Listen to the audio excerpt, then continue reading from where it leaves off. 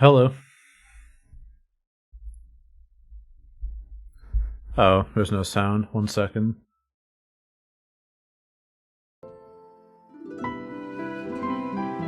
Yeah. God, this game is so fucking loud. Ah. Can't hear myself think when I'm on the main menu. You'll have to forgive my wet hair. I got too greasy at work, so I had to shower before stream instead of after like normal. Yeah, so how's everyone doing? How's everyone's Friday evening going?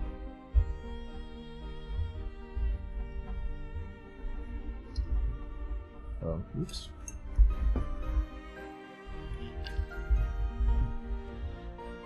Got like 60 minutes into the VOD? You got the gist of it. You're fine.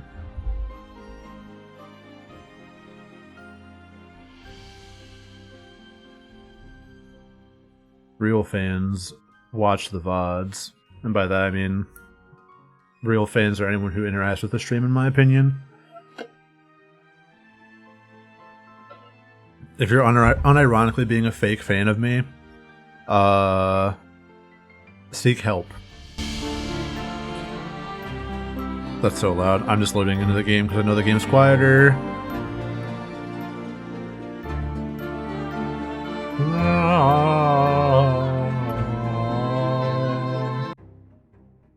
What? What? What's going on? Huh? What the fuck? Okay.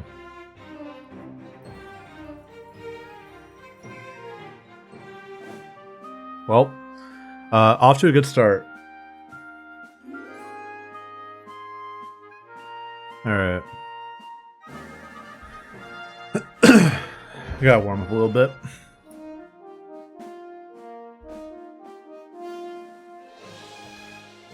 Alright. I can see a makeshift doorway at the end of the tunnels. That must be the entrance to the Rebel HQ. Finally. Yo, what up, Hobbs? Welcome. It's a bit far away, but I'm glad it's actually in sight. What's the matter? Are your legs sore? No, not at all. I'm just running out of breath. Is it a little stuffy down here, or... Yeah, it is. Don't worry, you get used to it. A small price to pay for privacy, if you ask me. Right.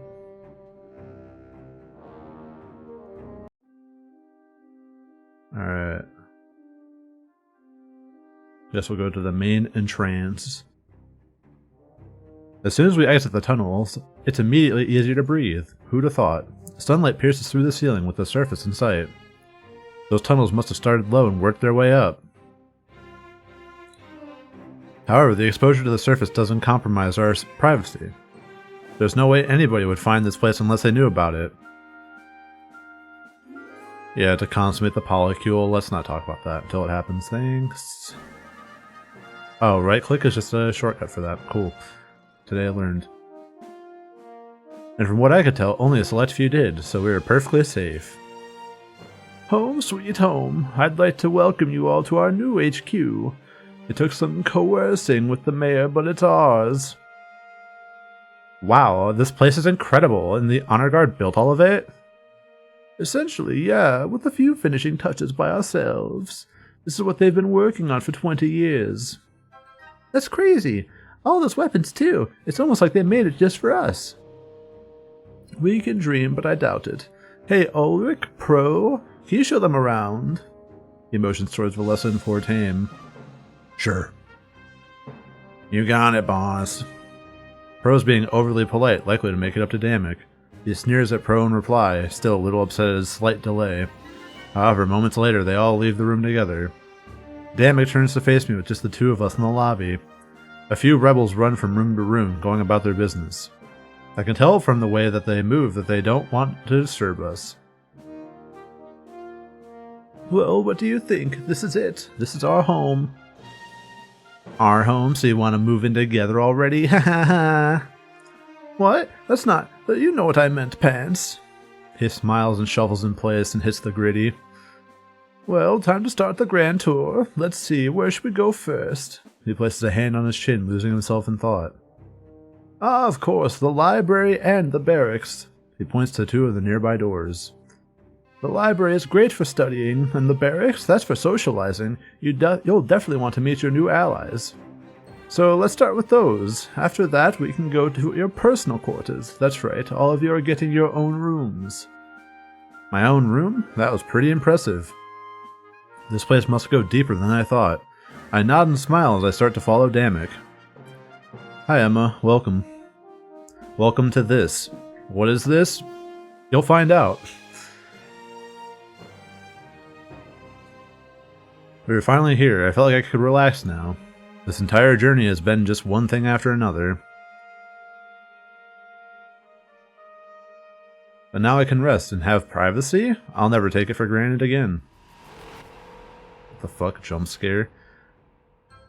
Yeah, full disclosure, this is not my usual stream content. I don't usually stream visual novels. This was a check that my ass is forced to cash because I said if someone buys this game for me, I will stream it. And here we are. I said that, it went on sale, Rage Houdini bought it. I usually stream Sakura Forest Girls. Yeah, that's it. That's definitely my niche. Don't listen to him.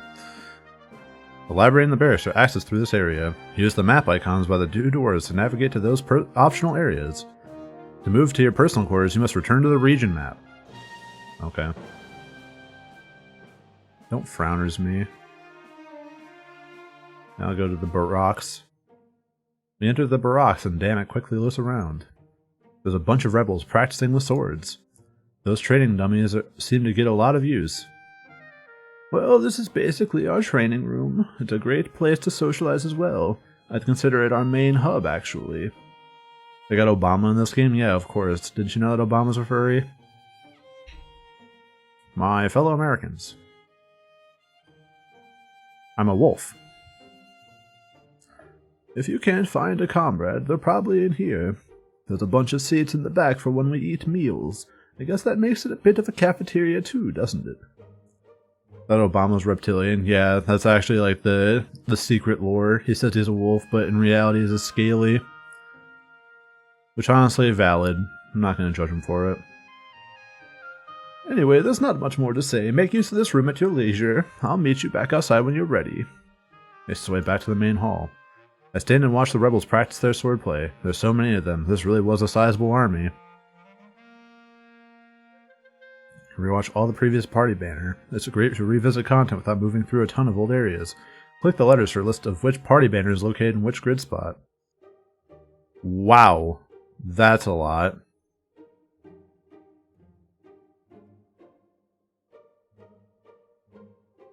Look how empty it is and look how empty it'll stay. So sad. Go to the library? Yes. When we enter the library, Damek rushes forward. He closes a few books and tidies the room as I catch up. Terribly sorry about the mess. It was impolite of me to leave it this way. After a few more moments, he stops cleaning up. It didn't really bother me. He's just trying to make a good impression. Well, there's not much to say about the library. As the dust would show, it doesn't get much use, but you'll find books here on pretty much everything.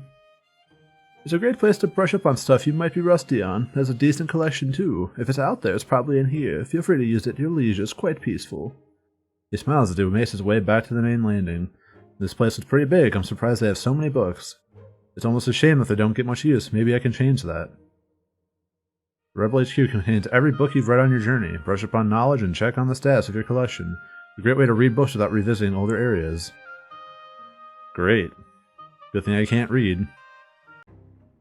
So sad. Alright, time to go to my personnel quarters.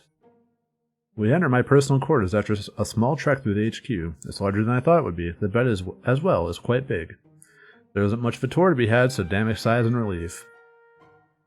Well, that about ends the tour. After this, it's just the crew quarters and the war table. I imagine this is where you'll spend most of your spare time. He walks to the back of the room and inspects the shelf on the wall. Moving books and papers aside, he seems a bit sad. This room belonged to Shane. He was dear to me. I sent him on a dangerous mission to the Triumvirate's castle. He's been gone for a while, but I know he'll be back. I can feel it. So try not to get too comfortable, alright? This is where you'll stay in the meantime. I wouldn't want Shane to think I forgot about him. I nod. That makes perfect sense. I'm ready to get kicked out despite being the person who's going to save everyone. But I wonder why he was inspecting the shelf. He stopped empty-handed, so he didn't find what he wanted. You deserve a lot of rest, at least for today. Just follow me for a little bit longer. We're almost done. I'll show you to where your comrades are staying. Do I do the horny option? Am I doing permanent horny option? Is that what we're doing now?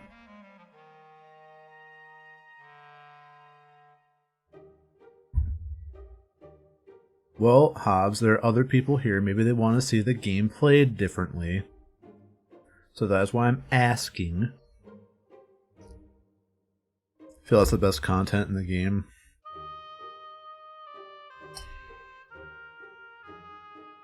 I'm waiting for the day where, like, visual novels are only played for one reason. No, they're not, but maybe for you. But I'm waiting for the day where, like, I, like, go and try to get, like, sponsorships or something for the stream, and they're like, bro, we watched the fucking Winds of Change content, and you picked every horny option. We can't sponsor that. What are you doing? And I'm like, yeah, that is fair.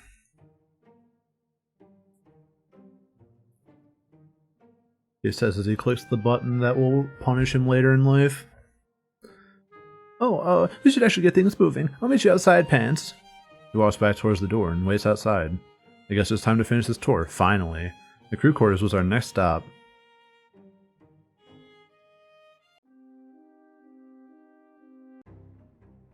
After exiting my room, he takes me to a large hallway. At the end of it is a grand door, surely leading somewhere important. Lining the sides are smaller doors. I assume they lead to more private rooms. That door right there leads to the war table. That's the end of this tour. It's where things start.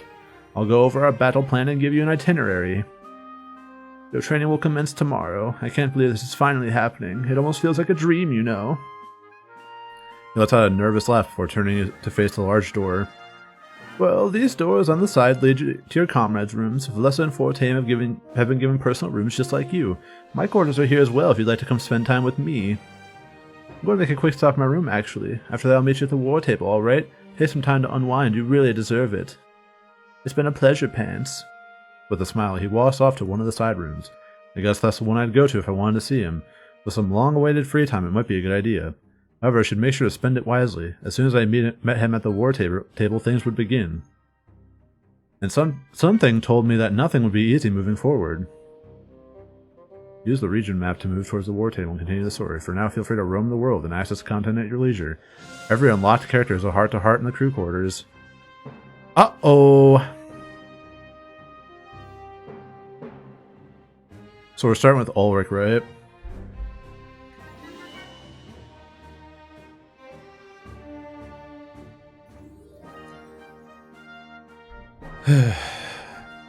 I'm mentally preparing myself. I don't want to have to voice this. This isn't my content. This isn't fansly.com. Anyway. I enter Ulrich's room and he's lying on his bed relaxed. Bottles of alcohol line the table nearby, some empty, some full. He hears me enter and immediately rises up, grabbing a sword. Who's there? But as soon as he knows it's me, he relaxes with a sigh. Loosening his grip on his sword, he puts it aside. He is a bit paranoid, but with reason. Sorry, you never know when someone might attack. I don't normally doze off too much, for that reason alone. It's nice to see you, though. I had a good time at the tavern. He stands up and walks over to the table. With a large swig from another bottle, he lets out a refreshing sigh. He must not have had much downtime, but today was an off day. Damon's had to relax, that's what I'm doing. I've known him for years and he's never said that. I'm surprised he's not celebrating his new pirate treaty. Even if he tells us to relax, I doubt it that he's doing it. He's probably already waiting for you in the war room. Don't worry, I'll try not to keep you here for too long. He shuffles bottles aside, looking for something specific. It isn't much longer until he finds a much larger bottle, still full. There's a crimson liquid inside. It seems to be a special wine. I've been saving this for a special occasion, and trust me, damn it, giving me the night off is really special. I don't remember the last time I could just sit back and relax. He pops the cork out of the bottle and takes a large swig. Glug, glug, glug, glug. Weren't you supposed to savor wine rather than chug it? Alorinthian wine. It's quite delicious. I'd say it's the best thing to come from that horrible place. It tastes like juice, but trust me, it sneaks up on you later. Shall we? He holds out the bottle, offering it to me. I accept it and we both sit down on the edge of the bed. Taking turns, we pass the bottle back and forth until it's gone. Damn, I didn't realize, we were playing your first year in college when your, senior friend buys you a bottle of the cheapest piece of shit liquor and you use it to talk to a girl. Simulator. Or vice versa. Or whatever genders you want in there. I don't really mind. I'm just saying I've been in that situation and it was fucking weird and I didn't like it.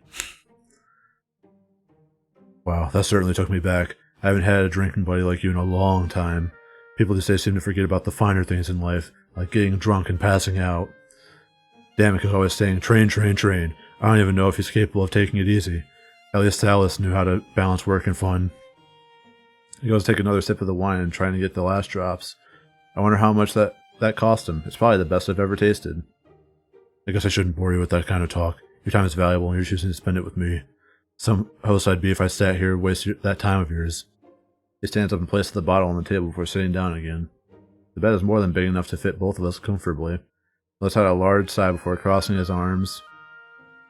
I guess that's all I had. Too bad, the night's still young. He laughs softly, looking over in my direction. Drinking boys with no drinks? This is a first. What now? Has it really been this long since Ulrich had a friend? He doesn't know what to do, so I give him some direction. It's crazy how much he knows about me, and I know nothing about him. More about me? So I'm gonna bore you, huh? He smiles and lays back in the bed, looking up at the ceiling. It's almost like he didn't want to look at me while he spoke. As a courtesy, I lay back as well, and we look up together. Well, I'm probably older than you'd think, but I prefer to use the term experienced. I've seen a lot of combat in my numerous years. You kind of grew up alongside battle in Alarinthia. The culture there is so steeped in war, it's impossible to avoid. When you come of age, you should already be an expert in combat. I was, but I chose to leave Alarinthia behind as soon as I could. My parents wanted me to stay, but I think they wanted it for them. I came to the mainland because I knew it would be the best for me. You need to look out for yourself. Don't let others sway your opinion. At least that's what I told myself. I justified breaking my parents' hearts. I can't make it up to them either. They've been gone for ages. They were part of a movement that wanted to change Alarinthia. Things would be better in the hands of the wise, not the strong. An admirable view unless you're surrounded by the strong. And surrounded they were. They were killed for their beliefs. That's why I hate Alarinthia more than anything. And it's in the way it's run. I told myself I'd come to the mainland and practice my swordplay. While my parents were dying, I was practicing the blade. Now I'll go back and use the blade. I'd only ever return when I was strong enough to win. I was joking in my ad-lib. I didn't read the first line yet. If I could become the ruler of Alarinthia, I would change their laws. Every leader has that ability, but they only care about their own power. It's always a battle of the strong against the wise. I wanted to go back to that land, both strong and wise. A ruler with a different outlook, he could change everything. It's just the alcohol talking right now, by the way. The childish dream of a young man, that's all it was. This world offers no quarter to men blind on ambition. He tilts his head to look at me. And so, we offer no quarter in return. This isn't a fucking Aldi shopping cart after all. This war has already taken so much from us. I find myself asking, how much more will it take? He leans in closer and his words become softer. Yeah, just the booze, bro. Copium, true. This dude drank one bottle of wine. He's already off the shits.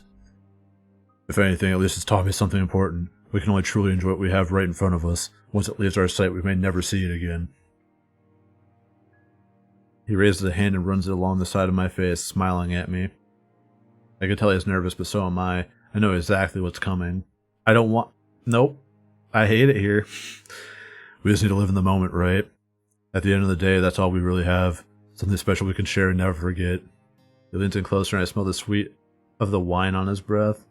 I lean into signaling my consent and we quickly surrender to passion. Bailiff, whack his pee-pee. Our lips press together, once, twice, and then I'm unable to keep count. Bailiff, The warmth of our bodies intertwined is all I'm capable of focusing on. He was right. No matter what happened, we'd always have this memory. I wanted to get to know him better, and that's what I did, without words. Ew! Anyway, now that we've made out with him, let's go talk to Fortane. I enter Fortane's room and see him sitting at the table. He's engrossed in a book. It almost looks like he's studying. I take a few steps forward and announce my presence to him. Oh, hey there, I was just studying. Felissa gave me lots of notes about being a scribe. Not that I don't know all of it, it's just nice to brush up. Though I'm worried with that sword will put me out of business. Visions while you're awake? You'll always know they're visions. Kinda puts my ability to tip you off in the garbage, doesn't it? But you won't have that sword forever. Until then, I study. Honestly, I can't wait for things to get back to normal. I miss my house and all the little things like that. You take them for granted, and then they're gone. I just hope Felissa finds a way to save Valinor.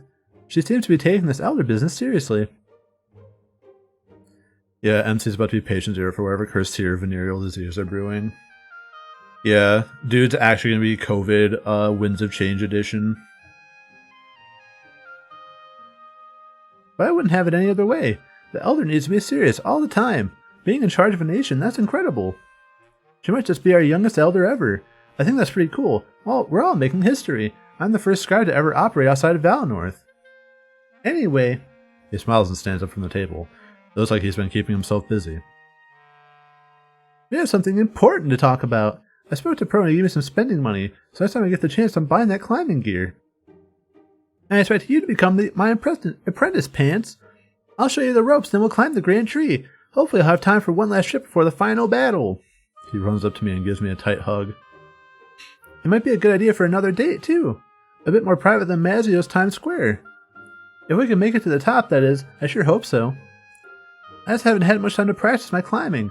I hope I'm not rusty when the time comes. That'd suck. Climbing the grand tree has always been my life's goal. The first time I attempt it, I want to make sure I succeed. And they say the best way to learn is to teach somebody else. So you better prepare for some rigorous training. We're doing this. Seems like he's not about to take no for an answer. Oh, sorry. My mind's all over the place. Thanks for coming to visit me, Pants. It means a lot. It really does. I guess you'd better head back to Damek. Isn't he waiting for you in the war room or something? That's what I heard. He sure loves to work. He smiles and then takes steps back towards the table. But before he gets there, he stops in his tracks and turns around. He really was scatterbrained today, wasn't he? Is everything okay? There's one more thing I wanted to ask you. I just forgot. Or maybe I was too embarrassed? Remember what Damek said about the honor guard? They're powered by the spirits of the occupation victims. I know Felissa was thinking the same thing about our parents. Do you think they're still alive, down here, trapped in that armor?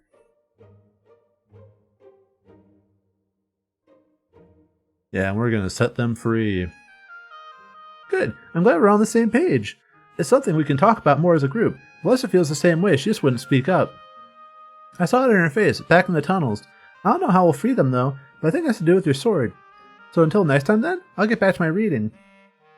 He runs up to me and gives me a kiss on the cheek. After that, we embrace each other and smile. I can't wait to see you again. Damn, so he is okay with it. The whole time I was like, what's gonna happen? Is he gonna get shitty about, me banging Ulrich in the room next to him? Alright, so we're skipping Felissa, we're skipping Pro, we're going to Damek. Furry game, yeah, welcome. Welcome to this.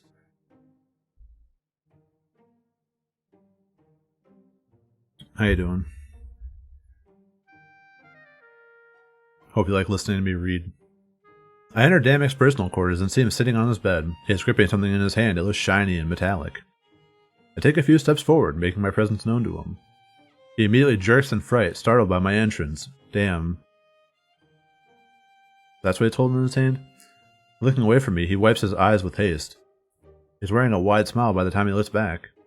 Oh, hey there, just keeping up my habit of not being receptive, I suppose. If I knew you'd be here so fast, I'd put out some food. He stands up and walks to the nearby table. After placing the object he was holding on it, he lets out a soft laugh.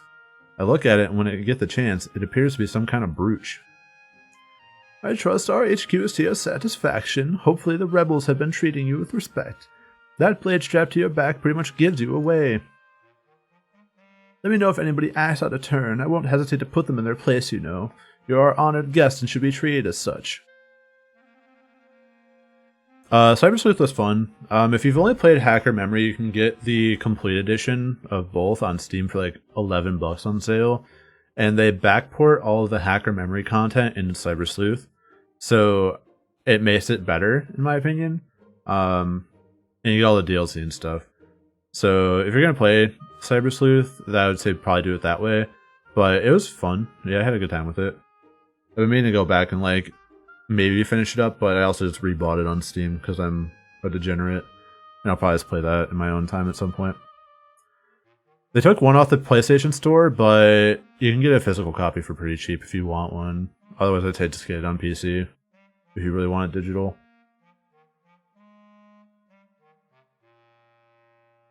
Anyway, only heart options. I sure like it when you pamper me like this. Hey now, don't get used to it. Your guest privileges only extend so far.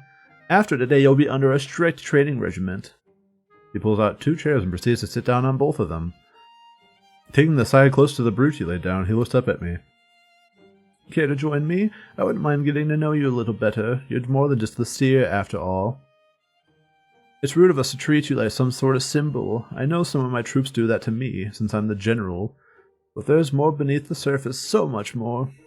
I nod and take a seat in the chair opposite Damek. He smiles and leans forward, displaying an attentive pose.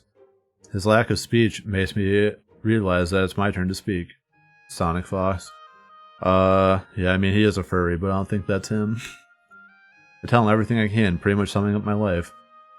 I tell him how I met Fortim and Valessa and how I grew up. Most importantly, I tell him about the loss of our parents. As soon as he hears that story, I can see him tense up. He reaches for the brooch and clenches it tightly in his hands. After a few moments of holding onto it, he starts to relax. The occupation, we all lost something special that day, but some of us lost far more than others. What an unlucky day to be in Mazio, huh?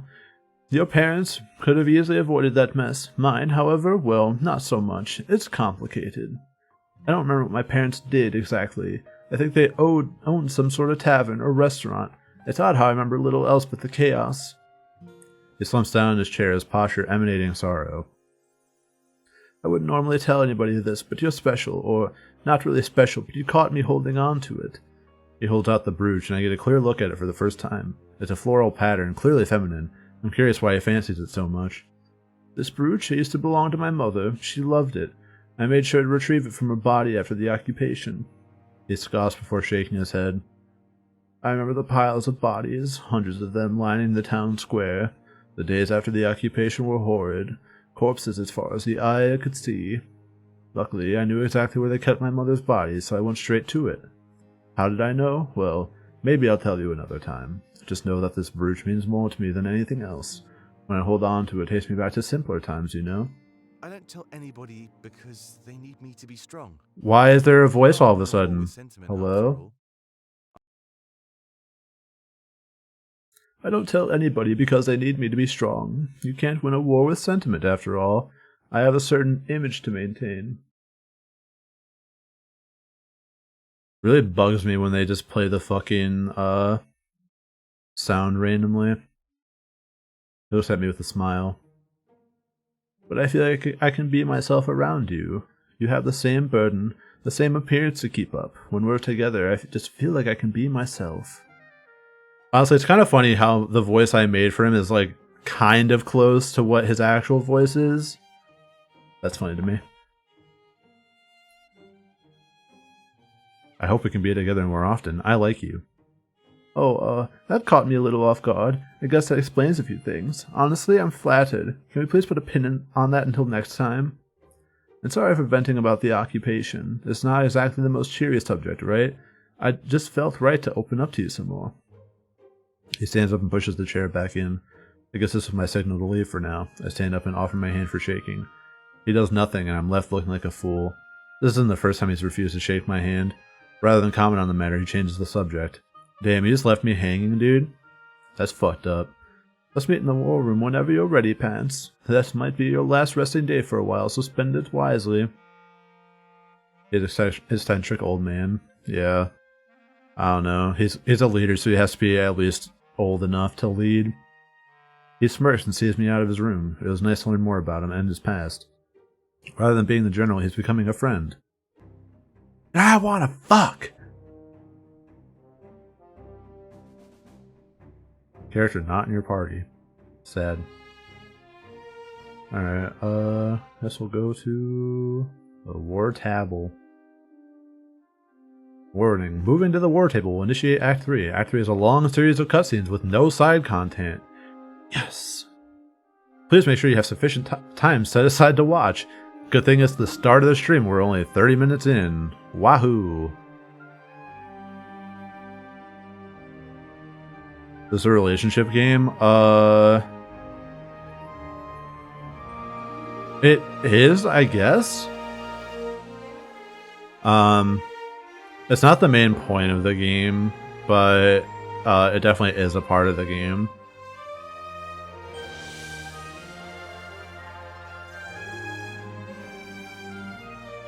I don't know if there's anything else I need to do. Fuck it, we ball. I was told to go to the war table. I'm going to the fucking war table, dude.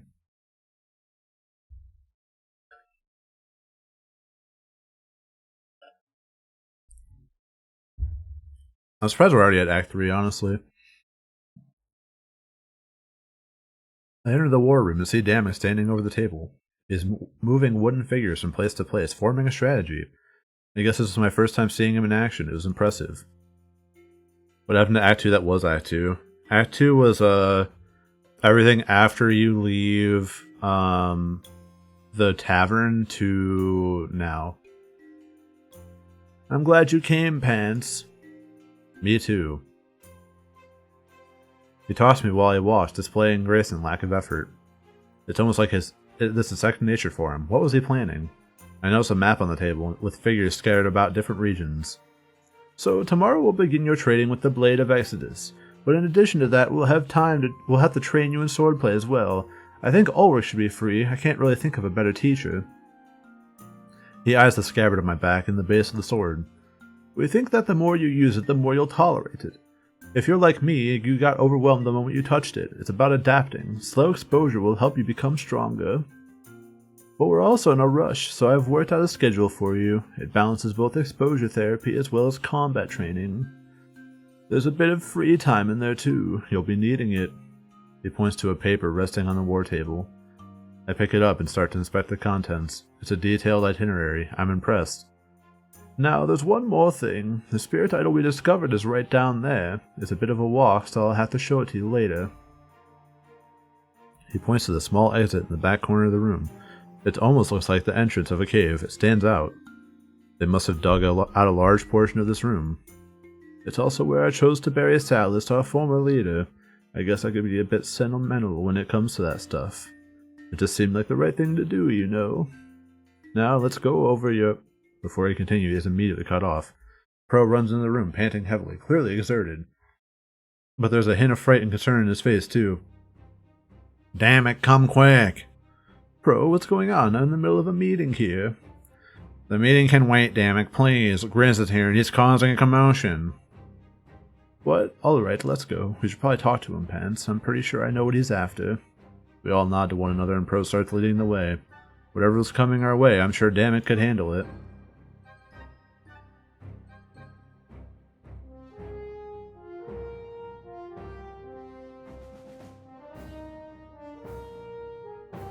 We run to the atrium to handle the situation as fast as we can. When we arrive, I see Ulrich standing imposingly before Grizz. Good choice, Ulrich could fight off almost anybody. Stand down, Grizz. I only want to see Damek. We had a deal, and it's his turn to deliver. Don't forget, I'm the only reason you're down here. Grizz looks back towards us, noticing our entrance. Sit down, stand up, fuck. God damn it, I'm so fucking mad.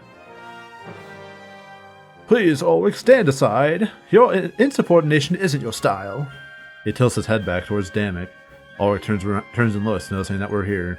Saying nothing, he turns around and walks away. He rests his back against the wall and simply watches. It seems like almost all the tension was cut from the air. Those two men in deadlock was a scary sight to behold. Good, now Damek, it's time. Unless anybody else wants to challenge me. Damek takes slow steps forward, cautious not to make sudden movements. Grizz grips the handle of the hammer resting on his back as if to threaten. Now, Grizz, let's remain calm. I fully intend to hold up my end of the bargain. There is just some important business to take care of. He motions towards me. Yeah, I know, but all the pieces are in place, Damek. Will you please take me to see it? Damek shuffles in place, anxious, hitting the gritty in confusion. I suppose I can rearrange my schedule a bit. Sorry if it appeared like I was going back on my word. I'll accept that apology when you take me to the idol. I'm sure you understand I'm past the point of buying time. And make sure you bring that new friend of yours as well. Oh, so it was the idol he wanted. And from the way he spoke, he wanted me as well. Who doesn't, right? Fuck. And of course, this is all likely related to the Blade of Exodus. Very well. Damek simply concedes without contest. Of course, before he can move, there's an interruption. Being a rebel is a busy life. It's always something. However, this something was far bigger than any of us imagined. Damek looks on in shock as a young man slowly enters the room. With heavy, labored steps, they appear to be weak and tired. Shane, you're back! Damek runs forward and Grizz steps back. He seems to understand what was going on too. Shane had come back from his trip to Baltius? Damek. Shane, I can't believe this. I was so worried that we lost you. Everyone watches in awe. Did they hurt you? Are you okay? Do you need anything, Pro? Go grab some water, quick! No, Damek, I'm fine. Don't worry about it, Pro. Pro stops in his tracks upon hearing this. If anything, it looked like Shane needed some rest. I'm sorry, Damek. For what? Don't be silly, Shane. I'm the one who should be apologizing here. It was foolish of me to send you into danger like that. Shane steps forward and wraps his arms around Damek. Everyone seems so relieved and all the tension is gone. Even Grizz cracks a smile as he watches this happy reunion. But Shane takes advantage of our lowered guard. Reaching into his pocket, he pulls out a dagger. Before any of us can react, the damage is done. Damn. Can't believe you, Shane. What the fuck? Damek screams and stumbles back in shock. Shane was fast. His abdomen is covered in wounds. He shakes, blood spilling on the floor at an alarming rate. Shane? Ulrich is the first to react. He tries to restrain Shane. However, it's no use. He's far too agile to be caught. Shane, what have you done? He doesn't respond and grabs a bow and some arrows from a nearby weapon stand. All of us are panicking, not sure what to do. Could Ulrich take on Shane alone? Within a few moments, though, that is the absolute least of our worries. Sovi, now! Immediately after, Sovi enters the room from the entrance to the tunnels. There's a man in a white suit of armor with him, too, like the honor guard. What was he doing here? This is definitely coordinated. We're in trouble. Sometimes I wish it wouldn't be so easy. Look, Hallen, even the suits of armor are still alive. All the time in the world, and they didn't even act. Pitiful. They both look at all the honor guard in the atrium. Minding their own business, they just stumble around. There's a lot, but they pose no real threat to anybody. Sovi steps forward, looking at all of us. Ulrich grips his blade and stands in the way. Leave. Or else what? I'll kill you. So dramatic, Ulrich. You've certainly grown. Where was that bravado 500 years ago? Ulrich growls and grits his teeth, easily provoked. All of us are locked in place, too scared to move. You're outnumbered. Don't test me. If Damek dies, we'll find another leader. This angle is really cursed. It really shows how fucking thin Ulrich's neck is.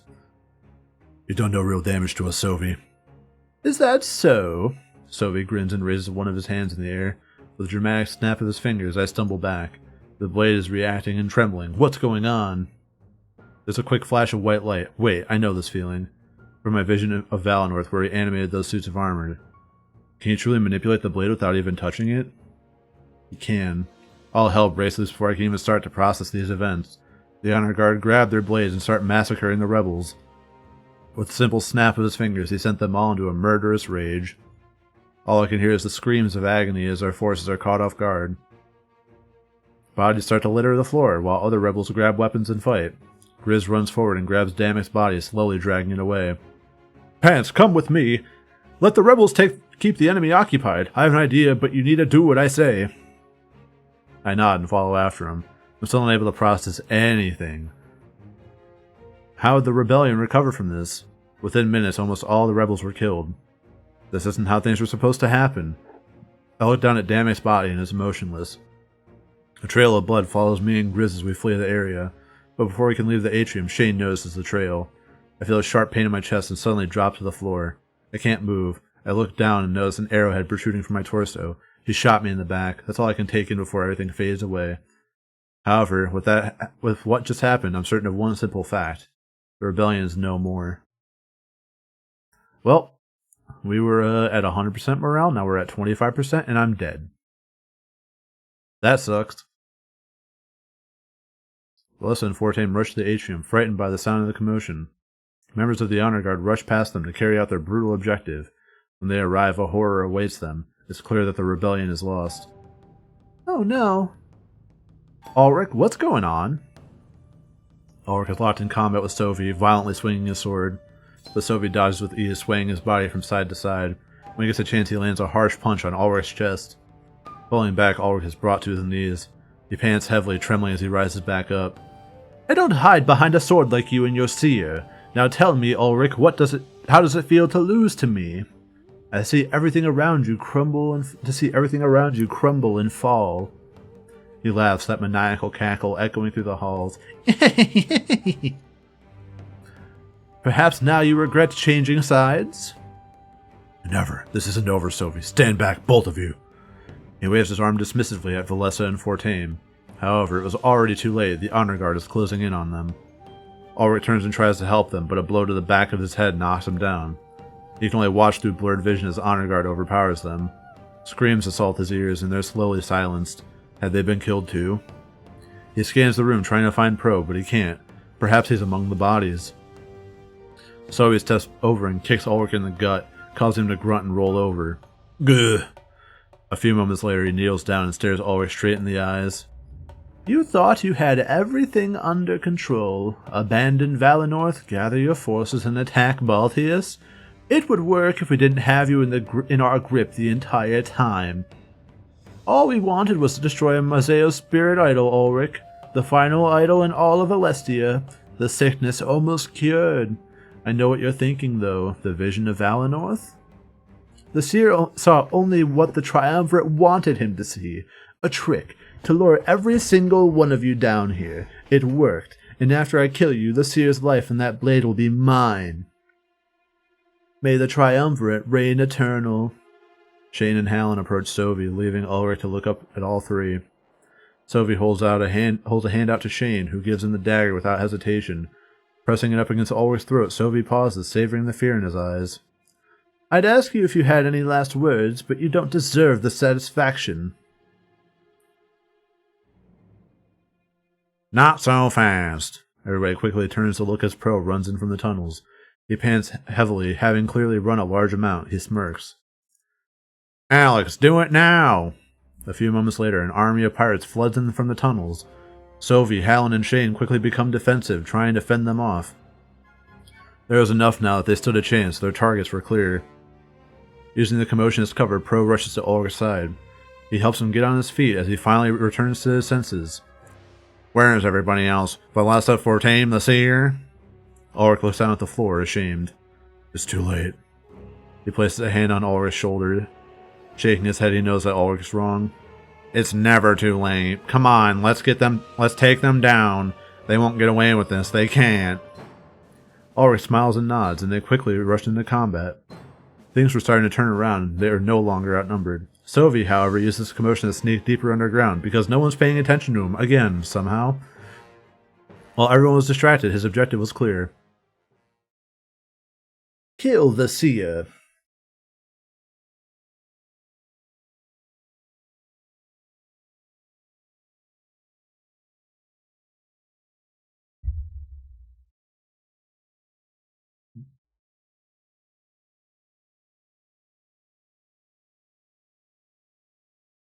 Grizz carries me and Damek into the room behind the war table. The massive spirit idol glows and radiates energy. It's beautiful. Though through my faded vision, it only appears more surreal and odd. He carries me to one side of the room and rests me down. I notice that the arrow in my chest is gone, replaced with bloodied wrappings. He must have treated me during the time I just lost. But what about Damek? Their system is back in the crew quarters. I was able to treat your wound. No vital areas were harmed. It's almost like he did that on purpose, unless you got really lucky. He sighs and looks back at Damek, who he had rested down on the other side. But he wasn't lucky, Seer. I'm sorry. He wasn't lucky. I'm sorry, Seer. He's gone. No. But we could still fix this. This is what I've been wanting all along. A chance to tap into that idol's power. He looks at the blade on my back. Reaching behind my shoulder, he undoes the scabbard. It falls to the ground. He closes his eyes and takes a deep breath. Could even get a steamy makeout session. I guarantee you, he's going to use the fucking sword to just warp us back in time to before it happened. And it's going to be like a reverse here situation where I'm going to be the only one that remembers. So I'm going to have to constantly go in a time loop until we win. That's my theory. Please, let me take your blade. This is the deal I made with Damek. To free the spirits from those suits of armor. I look up at him, confused. Pain courses through my body and I tremble. I grab the scabbard and hold it tightly in my hands. Please, Pants, there isn't much time. 20 years ago, I led the occupation with Sovi. The people I killed, they're trapped in those suits of armor. If you give me the blade, I can use the power of that idol. I'll release those spirits. I'll give them the freedom they deserve. I need to do this. It's the only way I can make up for what I did. And without the honor guard, this battle is won. Your allies can easily fight against Sovi and his men. There's still a chance to win here. We need to take it. He looks down at the floor and his ears fall flat.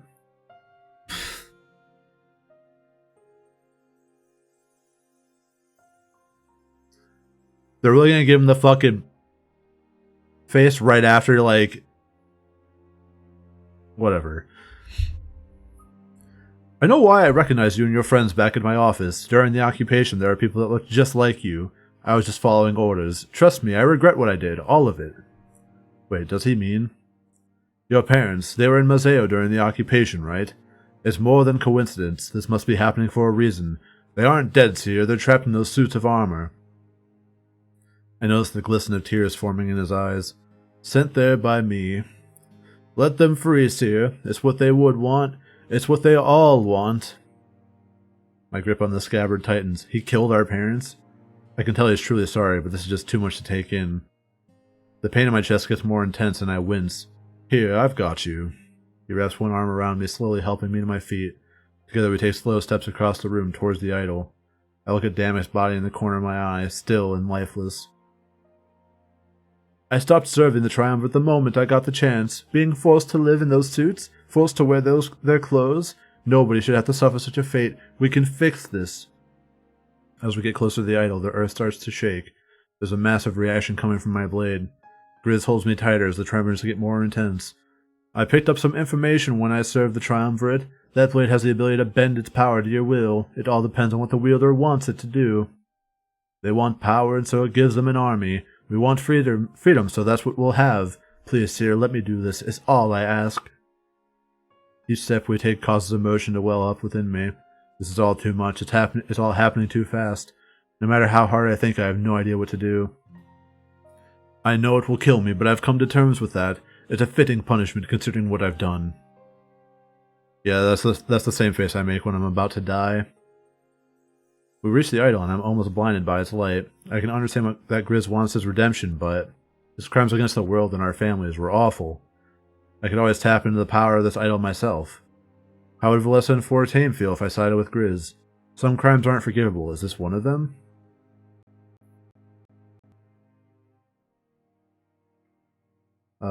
We save.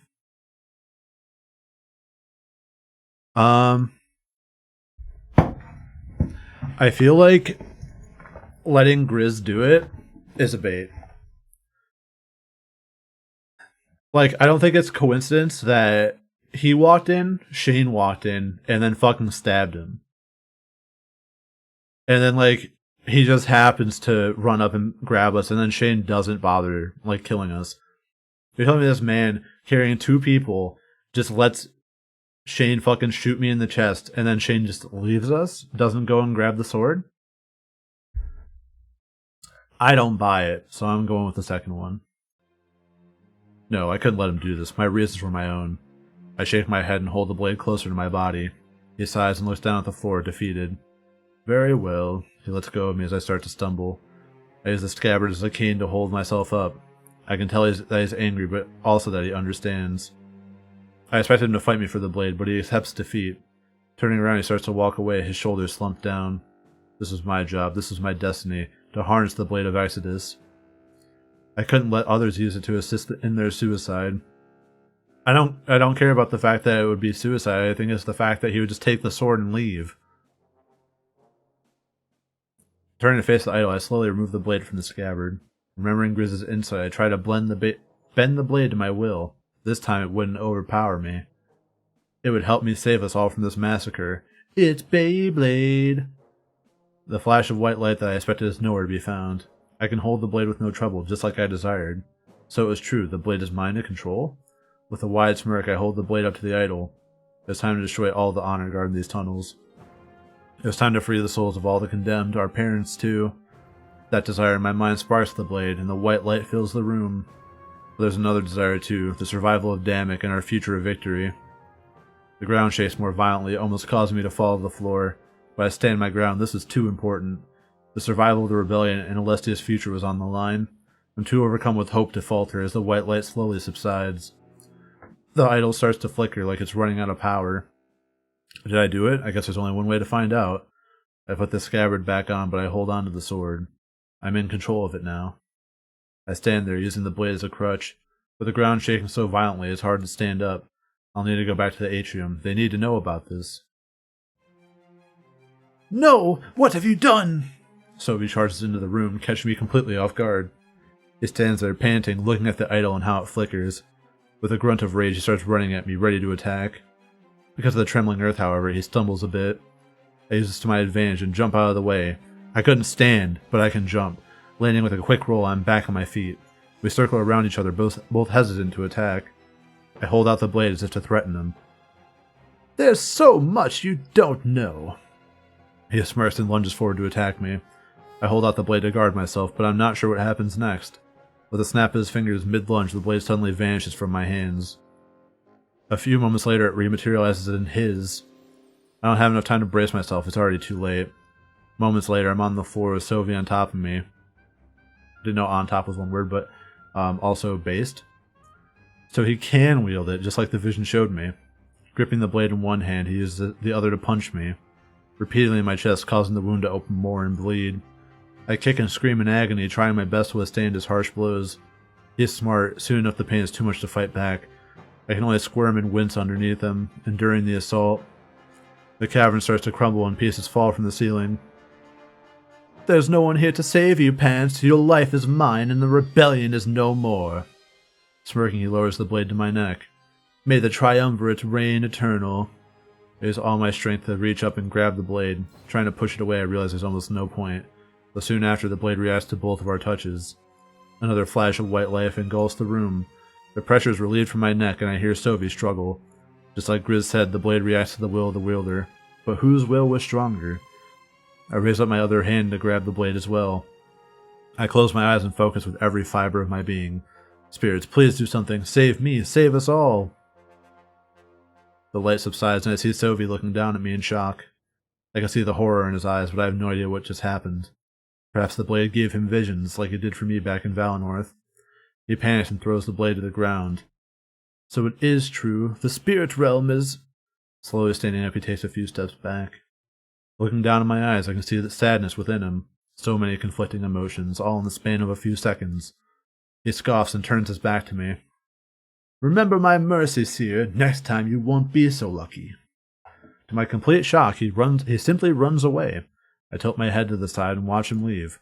The blade rests beside me, so I reach for it. But any hope of salvation is quickly lost. It's over. As soon as Sophie leaves the room, it starts to cave in. Rubble and debris block the exit, leaving me trapped inside. I look over at Damek's lifeless body and start to cry. My wound bleeds profusely and my vision slowly wanes. With my final moments, I grip the blade and prayed for help. But before I slip away into nothingness, that help never comes. Damn, I just fucking die? That's crazy.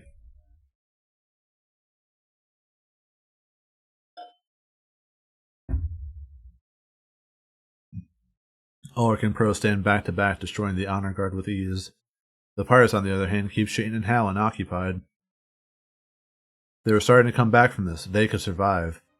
Another one down. Come on, Ulrich, pick up the pace. If you lose this, you'll never hear the end of it. Ulrich takes down 4 suits of armor with one swing of his sword. Oh, we're keeping count? Then I think Alex and his crew are winning. But at least now we know who Damek chose.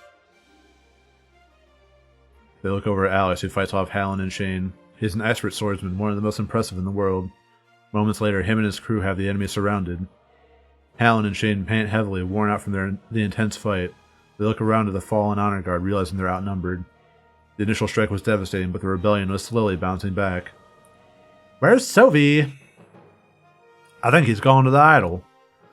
And that means... Before I can finish talking, the ground starts to shake. Everyone's caught off guard, stumbling around. It does! Shane, retreat! But Sylvie? He'll catch up later. Let's not do anything stupid. Shane nods and they start to run away. They were cornered near the tunnels, so it's an easy escape. Ulrich and Pro slowly march over, standing by their pirate allies. What should we do? Should we chase after them, Ulrich? No, let them go. We can't risk being led into another trap. They hit us too hard. We need to mitigate the damage. They nod and back down. We're a team now. We're here to help. If there's anything you need us to do, just say it. We owe Damek everything. He's changed Mazeo's future. Thank you, Alex. I have a feeling there's a lot of work to do, but before that, let's take care of the honor guard. Roger that. They all turn to face the suits of armor, but they're shocked. The honor guard remains perfectly still, not moving an inch. The continued shaking of the ground causes them to fall over. Hitting the ground, they shatter into pieces like an army of glass. A bright flash of white light emanates from the crew quarters. Along with that, the earth trembles with more intensity. What's going on? Must have something to do with their idol. But they said Sylvie was down there. I think I saw Grizz carry Damek and Pants down there. Sylvie wouldn't want this to happen, so that means... They're still alive? They must be. Come on, let's go. Alex, man the tunnels. You got it. They start running towards the war room, but don't make it very far. Ulrich stops in his tracks as he notices movement in the corner of his eyes. Valessa and Fortame, they were moving. They must have survived. Wait, hold on. Pro, look. Ulrich points and they both make their way to Valessa and Fortame. Crouching down, Pro offers his hand to Valessa and Ulrich to Fortame. They help them get to their feet and they look shaken and traumatized. What happened? How did you survive that? He was totally convinced that you died. I can't believe your luck. I'm surprised. What the fuck? Oh, oops. Haha. They both look at the ground, almost as if they're ashamed. I thought they were going to kill us, but they didn't. I don't really know what happened. Yeah, it was like a roller coaster of emotions, but it's like the roller coaster at the county fair, you know? Like it's just like there's like one like woo, and all the kids are like yay, and their parents are like, God, get me off of here. They didn't attack us. They pushed us to the ground. It's almost like they want us to stay out of harm's way. Yeah, we wouldn't have stood a chance in combat. I don't know why they wanted to help, but they did. I think I know. Never mind. It's their parents, you fucking idiot. She quickly changes the subject. Where's Pans? Alright, take us to see him. Right, of course. They must be by the spirit idol. Damn it too. It's not that far. Follow me. Deciding not to question Providence, they all follow Ulrich. At a time like this, it was best not to doubt your blessings. However, Valessa remains a few paces behind, thinking, Mom? Dad? Thank you. Alright, at least she gets it. Fortame can't rub his two brain cells together hard enough to spark the fucking idea that is obviously the right one. My vision slowly fades back in, much to my surprise. I've been on the verge of death for what seemed like an eternity. I'm strong. My will and the power inside me refuse to give in. Pain radiates from the wound in my chest, but I'm almost getting used to it. Sylvie's attempt to make it more fatal had clearly failed, or did they? I remember the thought I had in my mind the moment I faded away. I wanted to be saved. I wanted to make it through this alive. Could the blade have that much power? Could it have saved me? I backed myself up against the wall and lay against it. Then I scanned the room. Wait, what's that? A hulking shadow's on the other side of the room, whispering to itself. But Damek's body is still on the floor. Who could be there? I look at the exit to the room. It's still caved in. Impossible. There was no one else in this room with us. Their ears perk up. They must have heard my movements. Quickly turning to face me, they take heavy, slow steps. Stumbling from side to side, it's almost like they can't balance. I can't see their face. My vision's too blurry. But when they make it to my location, they kneel down. While normally I would be frightened, I seem to feel at ease. Bruh. They reach forward and place a hand on my chest. I hadn't realized it, but in my confusion, the pain had stopped. Or was it even there to begin with? Maybe I just felt it in my head. They let go and shake their head dismissively. A flicker of light from the dying idol illuminates their face.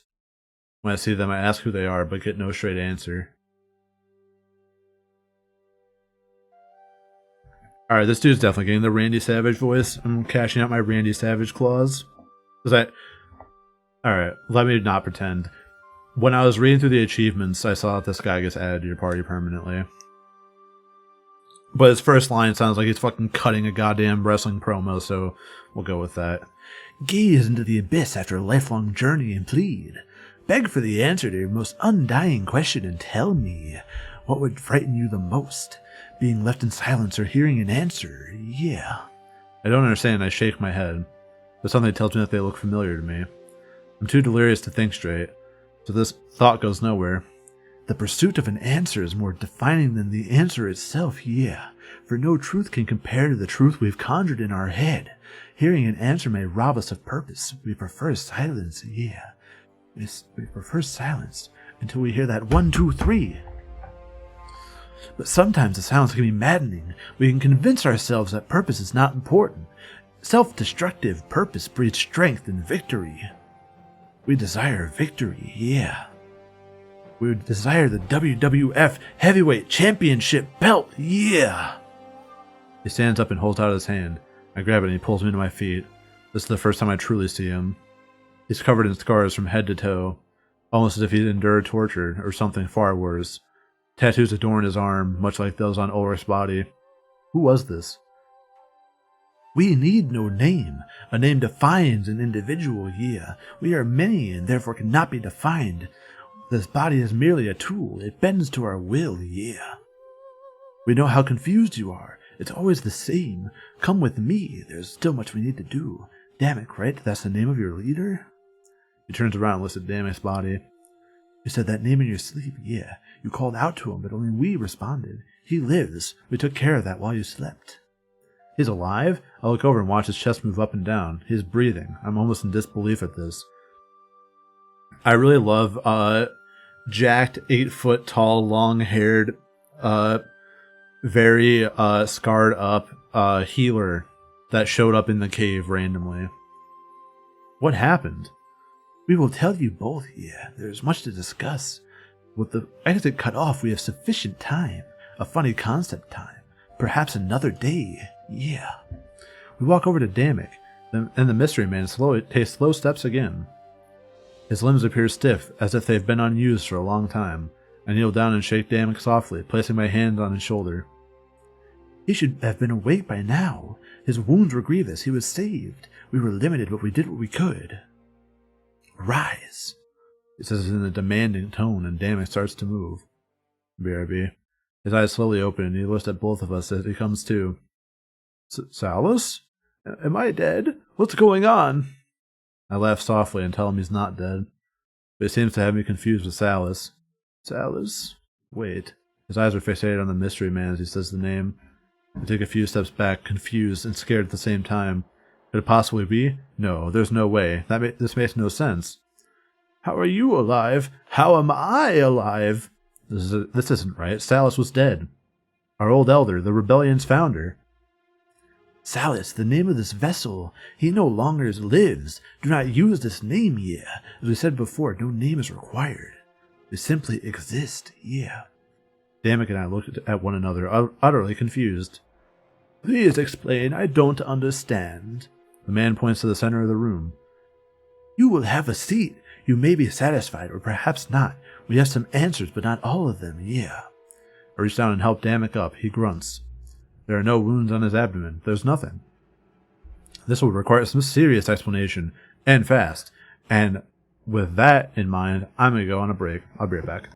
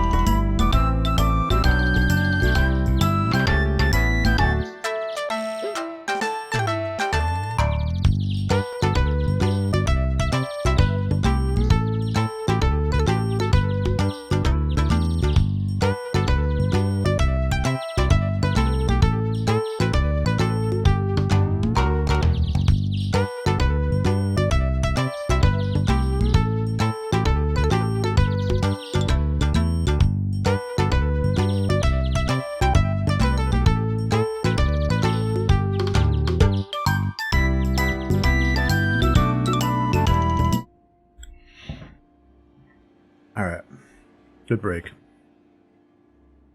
Now it's time for some fast, serious explanation, as we expect from this game. I take Damek over to the center of the room, and we sit down. The other man, however, walks to the exit and inspects it.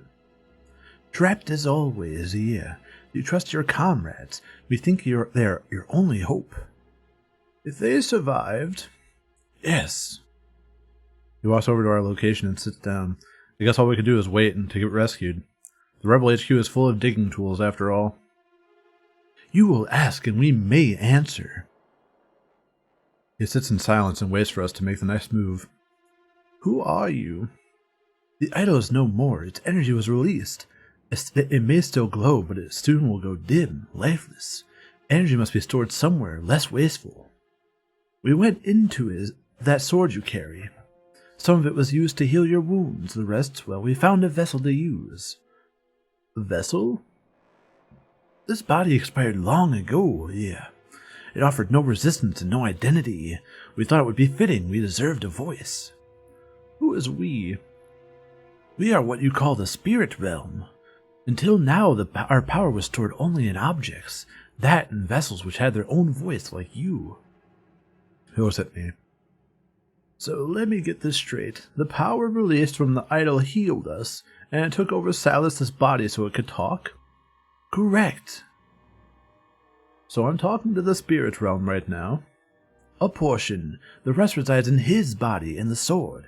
However, the spirit realm is just a term you created to define us here. We are more than that, and we finally have a voice in your world. Damek gulps, getting a little frightened.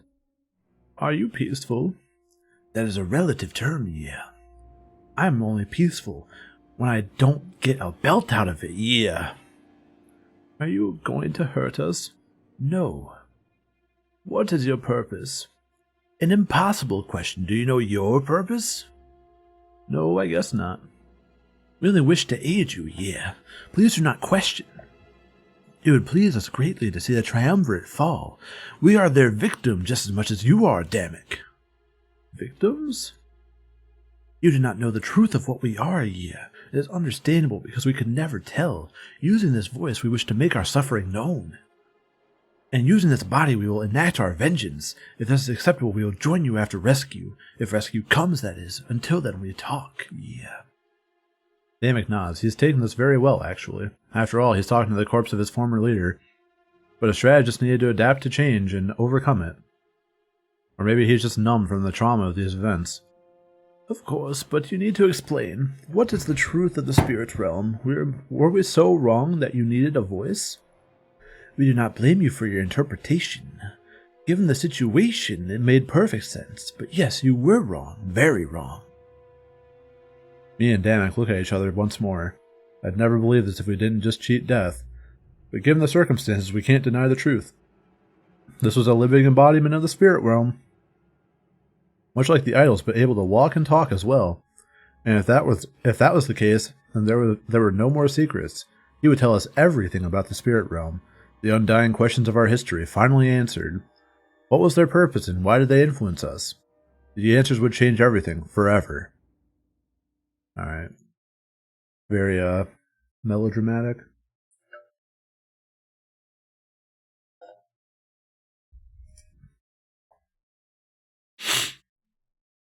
Eventually ending up in the war room, everyone looks around frantically. It wasn't much longer until they noticed the back corner of the room was caved in. Rather than digest the current events, they searched for Damek and the Seer. They must be down with the idol. Can we even get down there? Go back to the crew quarters, Fortame. You too, Valessa. Bring us some equipment. We should be able to reach them if we dig. Of course. What should we look for? Pickaxes, shovels, stuff like that. Anything to help us get through that rubble. Right. They both run off in search of supplies.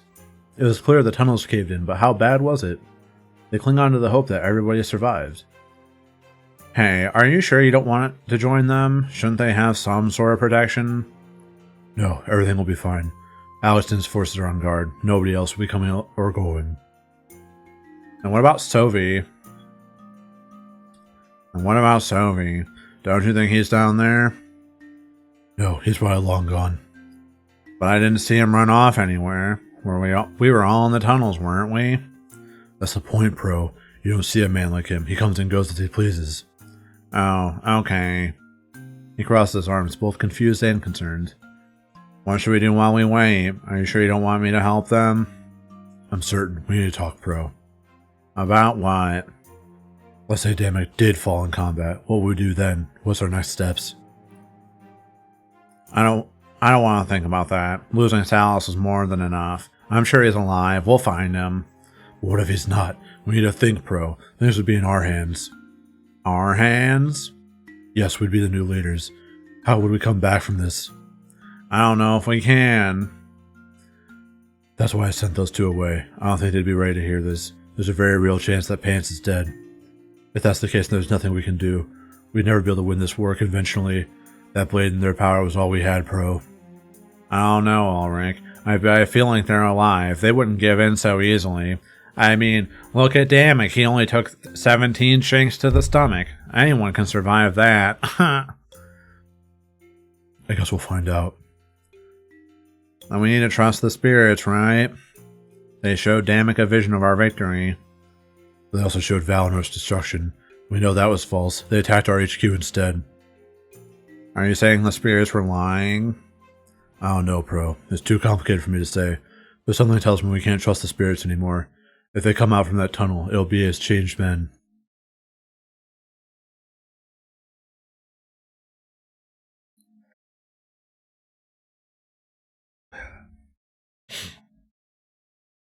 The mysterious man takes a deep breath before starting to talk. Damek and I sit forward in awe, almost in disbelief at the situation. The spirit realm was using a vessel to speak directly to us. I'm not sure if we should be honored or terrified. The rulers of this world, the Triumvirate, already you take up arms against them. This is good. We were unable to do so in our current state. We were trapped. Trapped? It all happened in a blink of an eye. Our glorious monarchy destroyed in an instant, yeah. They showed no mercy. They showed nothing. 1 second. Good. Something happened, something beyond words. We were simply living life, and then we were not. They forced us to watch them defile our world, yeah. I don't understand. Neither do we, but that's what happened. They stole our future and our bodies. We were prisoners, bound by celestial chains as they had their way with our world, yeah. So they didn't create Alestia. No, but they created you, the new residents of Alestia, built in their image of perfection to counter our corrupt nature. They stole our world and our future, handing it off to you. This is incredible. We do not share the same opinion. Frowny face. No, I meant the story. I can't believe I'm hearing this right now. We always knew there was more to this world. This is why we needed a voice, yeah. We suffered for eternities unable to speak, forced to watch, and cry for help upon deaf ears. Born to shit, forced to wipe. I have a few questions. Of course. So the spirit realm is more like a prison, and it held you and your people captive, Then what are these visions and idols all about? Almost all of our culture has been built around them, especially Valinor, which is where Pants comes from. I think that's where Pants come from. Rumor has it that the Triumvirate wanted to destroy the idols. Over time we were forced to adapt, yeah. We changed, we grew, we're stronger. The idols are manifestations of our desire to reach out. They give us the ability, however minimal, to speak to you. The visions, you mean? Yes, but our power was limited, and we are censored. This is why we could never tell you the truth through visions, yeah. Whenever we did, the Triumvirate made you see something else. That's what they did all this time, then? We saw Valinor getting attacked and strategized about that, but it seems like their plan was always to attack us down here. Indeed, which is why we chose not to create another idol. Instead, we chose to influence the members of the Honor Guard, the barracks, the living quarters, the weapons. We did it all for you. We did it so you would survive this trap and help us seek vengeance. It seems the cost was dire, but we succeeded. We shall succeed again. We wish to aid you in your assault on Baltius and take back the WWF Heavyweight Championship, yeah. What'd you miss? So, that guy is Salus. He is the former leader of the rebellion. The spirits were former Alestians forced into the spirit world. And when MC took the power out of the idol, they used some of it to heal them. Most of it went into the main character, and then the rest of the spirits went into Salus's body. So now it's the spirit realm speaking through him. And basically the Triumvirate took all the... It's basically like a fucking dad whale situation where they just took all the people from here and put them there. And now they're pissed and want to overthrow the Triumvirate, so that's the goal. Yeah. So you come back from Baltius. We lived all over Alestia, but Baltius was our capital. The castle there housed the monarch, our king or queen. We may have been corrupt, but we lived in peace. We were happy. What do you mean by corrupt? We are not certain. Perhaps there is inherent evil in all of us. The Triumvirate deemed that a flaw and rewrote the world.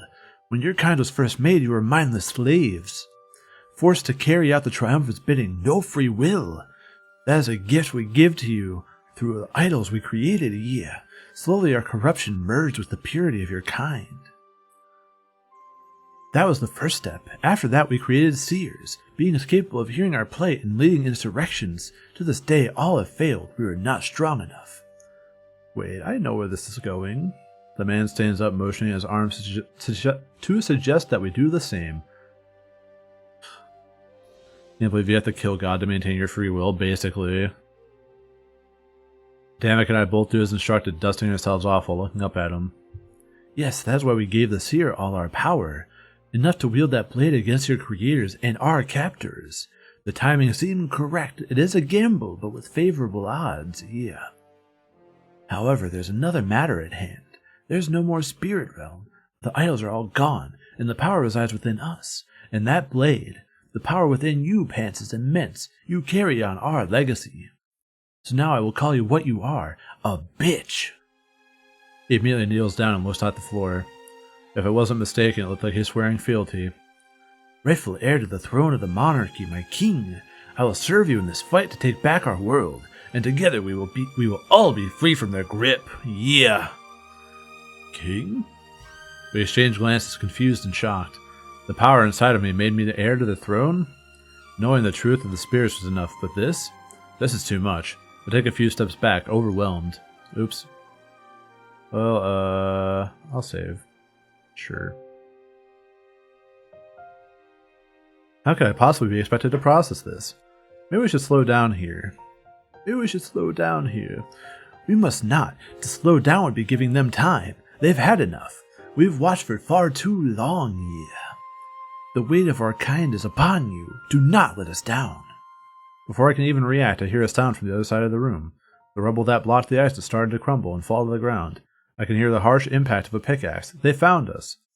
The man remains knelt to the ground. I tell him to rise. He obeys without question, clearly respecting my authority. He considers me as king. I have no idea what to do or say. As you command. All of us turn and look at the exit. It isn't much longer until light pierces through. The final bit of rubble is out of the way and Ulrich emerges. Damek! Damek! We were so worried that... He immediately stops in his tracks, staring at us. It's clear that he's shocked to see the sight of Salus. Fortame, Valessa, and Pro enter shortly after. What? Ulrich steps forward, immediately cautious. He was ready to grab his blade at a moment's notice. I can understand how his confusion and shock manifest this way. At ease, Ulrich. I'll try my best to explain. Damek steps forward too, as if to guard both of us. Everybody, let's go back to the atrium. There's much to discuss, and I'll tell you all the truth. Looks over at the mysterious man and simply gulps. Gulp. Things got a lot more complicated for all of us. All the rebels are still dead, yeah. But we have the pirates instead, and they don't have the honor guard anymore, because now the honor guard are all dead. We all enter the atrium, and I notice Ulrich is visibly shocked and angry. Pro seems the same, however it's less intense. They seem to recognize Salus. Even Valessa and Fortame seem anxious. Our old and very dead elder alive? Bodies scatter the floor as well as pieces of white and gold armor. Rebels cry, cradling the bodies of their fallen comrades in their arms. There weren't many people left standing. This was a catastrophic attack. Oh, just 0 now. Cool. Damek walks over to a nearby staircase and waves over me and Salus. We follow after him and slowly ascend the stairs. It was time to tell everybody. When we get to the top, he rests his hand on the railing and taking a deep breath. I guess this is it. Where do I even start? He shakes his head before clearing his throat. He had a lot of ground to cover. The noise echoes through the atrium, and the surviving rebels turn to look. Seeing Damek at the top of the stairs, they gather to listen to their leader. They say that mercy is the mark of a great man, but there are no great men in war. We've seen that here today. War is only a game to see how much you can lose before giving up. But trust me, we will never give up. We will lose everything. Join me, brothers and sisters. Grab a blade from the floor, even if it belonged to their honor guard. Take it, I'd prefer that. The triumvirate may think that they've crippled our resolve, but no. Each swing of that blade will carry the weight of our fallen comrades behind it. We will use that weight to crush their army, and make them pay for this attack. More rebels start to crowd around, looking up at Damek. They have smiles on their faces as they nod along to his words. This inspires him to continue his speech, his morale rising quickly. When the triumvirate looks down on that blade in their final moments, I want them to know that they sealed their own fate. Mark my words, fam. The triumvirate shall fall. They will burn for what they've done here today. And in the end, they will beg for the mercy they were too unkind to give us. We will free this world from their grip, and deliver it to the hands of the righteous. Our dynasty will be marked with blood, yes, but theirs was marked with far more.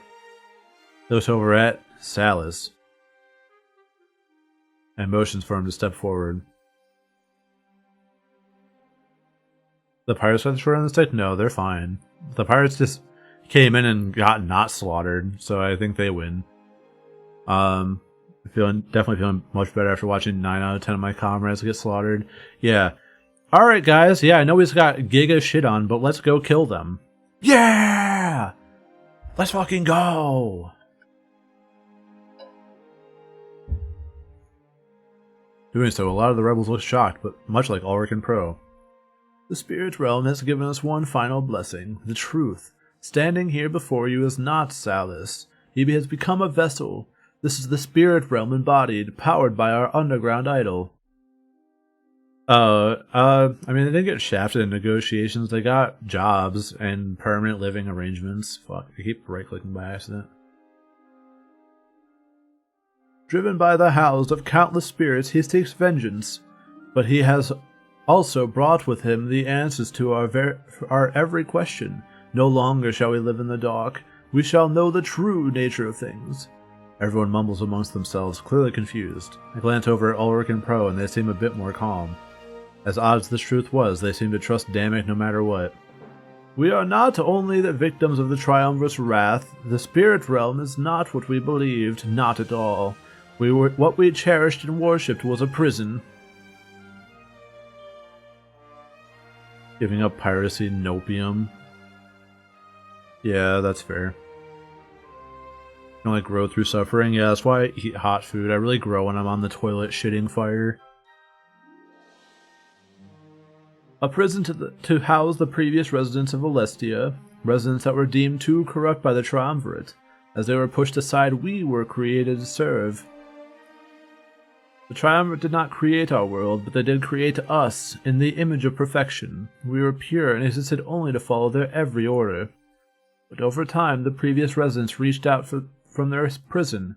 Growing in strength, they created what we called the spirit idols. These were used to slowly give our people the gift of free will. Are we just gonna... Circling back to something earlier, are we just gonna fucking ignore the fact that Ulrich's like 500-something years old? Or is that just not a thing that's gonna come up again? Cool, good. Though pure, we lacked the ability to be ourselves. This was the greatest gift we could have ever asked for. They opened our eyes, allowing us to fight back. But so far, every insurrection has failed. That is what we will change, thanks to Pants. It's just a number. Yeah, I mean, 500 is only, what, like 12 to 14 times greater than the average life expectancy? He waves me over and I take a few steps forward. The rebels stare at me with hope in their eyes, a perfect counter to the despair I saw earlier. I look among the scattered bodies of the dead, and see that people are somehow hyped for me to show up. You see, the spirit realm is no more. All of the energy in that realm has found a new home. Some of it is in this vessel, and some of it is in the blade. But the largest portion resides within Pants. That is why he is uniquely capable of wielding the blade. Alessia's previous residents, the ancient monarchy, are responsible. They're underground-ish. Like, they're by the surface, because that's why there's sun coming through. Yeah, at least 2 people shit themselves. Like, just how it is. They saw a way to help us defeat the Triumvirate, and took it. But you see, we no longer fight for ourselves. We fight for everybody. If we lose, both us and the monarchy perish. We cannot let this happen. We are the only people capable of carrying out this objective. There won't be another chance. No more seers, no more blades. We'll show them that their vision of a pure world is flawed. In order to do so, I must step down as the general. You see, this army is no longer mine to lead. I'm sorry. This new truth changes both the world and our cause. Damek motions for me to come closer, so I do. He smiles. I'm standing right beside him, resting my hands on the banister. I see such a wide array of emotions coming from the rebels' faces. As I mentioned, Pants was blessed with immense power, but what he truly has within is the souls of the monarchy, giving him the strength to use that blade. He is our champion. But he is more than just our champion. He is our king, rightful heir to the throne of Alestia, our true ruler. By decree of the spirits, we are his to command. All eyes are on me now. I glance over at Valessa and Fortame. They are in complete shock and awe at this revelation, but I am too. Without saying anything, I reach back for the blade and pull it out. I look at the rebels and hold the blade up in the air. The beams of light from the surface serve to illuminate its beauty. This elicits rigorous applause from the rebels as they cheer me on. 5%. Good. I smile, looking down at my friends and comrades. In this moment, it seems like the hope we lost had finally returned. That's very quick, but sure. There is still lots to take care of, but we knew that this wasn't over. If you'll excuse us, we need to make some new plans, but I'll have an itinerary posted in the barracks by morning. Until then, please do your best to clean up this atrium. And please, bring the bodies down to the spirit idol. It seems only fitting, and there's plenty of room. With that said, you're all dismissed. Thank you. Damek turns to face me and Salas. He smiles, realizing his job is done. Well then, back to the war table. We need to talk about our next step. Without a bigger army, we won't win. And I think I know what to do. Come on, bring your friends too. I'll grab Ulrich and Pro. Let's do this. A grilled hot dog does sound really good right now. I'm about to fucking bust out the grill. Risk it all. Something seems different about Damek. He's not as happy and energetic as he was before, but he seems a lot more confident and resolute. When we get to the bottom of the stairs, Valessa and Fortame appear. I can tell that they're overwhelmed, but they also seem happy for me. They seem to disregard the resurrection of Salas and focus on me. I always knew you were special, but a king? And no more spirit realm? What's going to happen? That's so cool, Pants. Or I guess I should call you king now. Or maybe monarch? I don't know, it's just cool. He laughs and shuffles in place awkwardly. They may not want to talk about it, but they know. Everything feels off right now. Things are so confusing. Unless I got some bad filler, true. I hope that we can work all this out. Let's go plan our next move with Damek. I wonder what he has in mind for us. I bet it's something amazing. He might not be the leader, but he's still a strategist. We need to make sure we come back from this loss. Valessa looks at all the bodies on the atrium floor. It's also covered in blood, and likely to stain for a long time. If Salas can come back from the dead, then what about them? Yeah, we can't let their deaths be in vain. Like Damek said, they need to give us strength. The only thing we can do is hope that's enough. Very sad.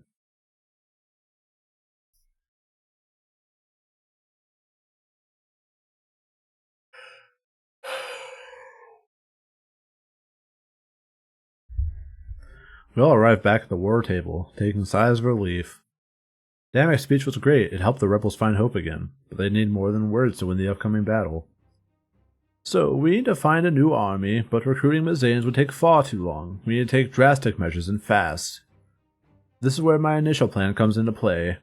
We can use that spiritual energy to create seers. They could see the outcome of every battle, every attack. Doesn't make any sense, dammit. Visions lied to Pants, led us into a trap. The Triumvirate could do all that over again. I notice he uses my new title. It still feels odd. I'm not sure that's how it works. Before the visions came from their prison, that means the Triumvirate could tamper with the outflow. But now, all that is in the hands of Pants. Haha. There's nothing getting in the way, see what I mean? The power of the spirit realm is now ours to wield, Ulrich. That still doesn't make any sense. The spirit realm isn't what we thought it was, dammit. It was just a prison. How can that help us tell the future? Before dammit can respond, Salus steps forward. That was our culture. We all had this ability. It is how the monarchy lived in peace and prosperity. There was no danger left unchecked, no chance, and no way out. The world was being guided to the one true future. It is not unlike the concept of fate that some believe in, yeah, but it is tangible, and we knew we were going always to get the WWF heavyweight belt from the top of the turnbuckle on the Triumvirate's body. 1, 2, 3, yeah. That's why the Triumvirate was such a shock to us. An unknown variable in a future we completely mapped out. It was too late to adapt, we were already shackled. We slowly learned to lend our foresight to your world. However, we were only strong enough to help one individual, yeah. This is the concept you've learned to call the seer or seeress. Dammic's theory is sound. There's no longer any interference. The source of this power is now Pants rather than a prison. He can freely give this power to any individual he pleases, yeah. Can he give it to himself? We would not recommend this course of action, yeah. Every vision he induces would reduce his overall strength. It would whittle away at the monarchy, slowly killing us all. Furthermore, he does not know how to ration this power. He could end up expending almost all of it with a single vision. We would recommend giving a small portion of power to others. However, they would be rendered useless after this war. Using this power would be too much for their mind. Useless? They'd be unable to think for themselves, or at all. The king could only do this because he grew up with that power. Just like our culture, to receive it too late can wreak havoc on the mind. So they'd just sit around until they died? Unless you fed them. There must be another way. Just look in front of you. That energy could be used to bring back the forces we lost. We could create more vessels for the monarchy, more soldiers. Ulrich was right. There was more than one choice here. It wouldn't be right to condemn our people to a zombie-like existence. If their minds died out after the war, they'd have no victory to enjoy. We would not advise this action. We can barely maintain this form. The wounds that ended Salus are burning as if freshly inflicted. It is only tolerable because of its immense power within us, yeah. Lesser beings would be feeling eternal pain, and their death does not come easily to a vessel like this. Wounds endured during the war would add to this pain. We would not wish this punishment upon anybody. Life in eternal pain, a constant memory of their own death. They perish for your cause. Give them the rest they deserve. I don't know. An army of seers would be great for strategizing, but stealing their own future from them, that's wrong. But on the other hand, bringing back the dead, I'm unsure. The pain would fuel their rage and make them stronger. They could eventually learn to manage it with medicine. At least they'd have a future. The seers certainly wouldn't. There must be something else we can do. Not if you wish to make use of this power. It is powerful when used but limited in scope. I will help Pants carry out whichever he decides, yeah. Right, I guess it's not my place to choose. Sorry, I must still be adjusting to this change. Suddenly, all eyes are upon me. I have no idea what to say or do. Eternal pain or robbing futures. Creating seers would ruin their mind after the war. They'd just sit in a chair while we fed them to remain alive. But an army of vessels, they'd feel nothing but excruciating pain, and not even death would come to free them from that pain. Their body could get ravaged, but the power would still be inside. If only it were possible to cure them of this pain after the war was over. Or for that matter, I wish it were possible to preserve the seers' minds. But neither option has a foreseeable cure. This is a choice involving the war. We needed an immediate boost in forces, and it seemed there was no cost too high. What should I do? Before I ask people in the game, I'm going to say that, I feel like the seer one is probably the more morally correct one.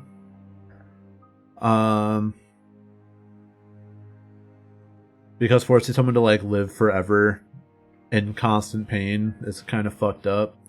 But at least like the Seers would just kind of like die like normal, as long as it's voluntary. I think that bringing someone back from the dead is fucked up because like they're already dead. That's it. But I don't know. It depends on who it's gonna force me to do. I feel like I'm gonna say like, yeah, let's make them Seers, and it's gonna be like, all right, choose 2 of your party members. That's gonna be fucked up, but whatever. I'm sorry, I don't know. I really can't help you this time. Oh, okay. You're asking too much of me, sorry. This isn't something I could possibly decide. Wow. Great help.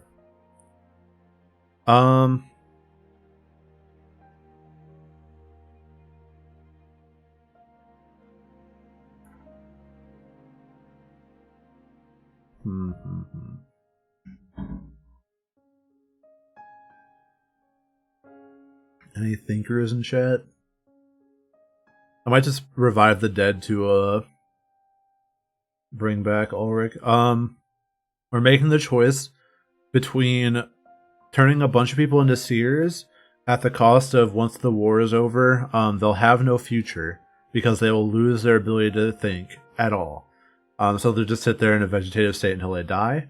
Or we revive all the people that died, but they'll be filled with a burning pain from having been revived. And they won't die no matter how hard they get hit.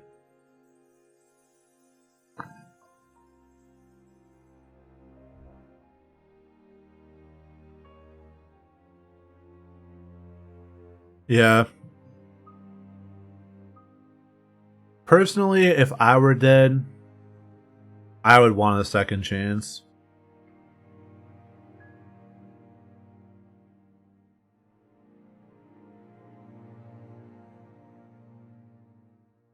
This choice will affect the future of Alestia. Of course it will. Why wouldn't it? This is definitely a corruption moment, though.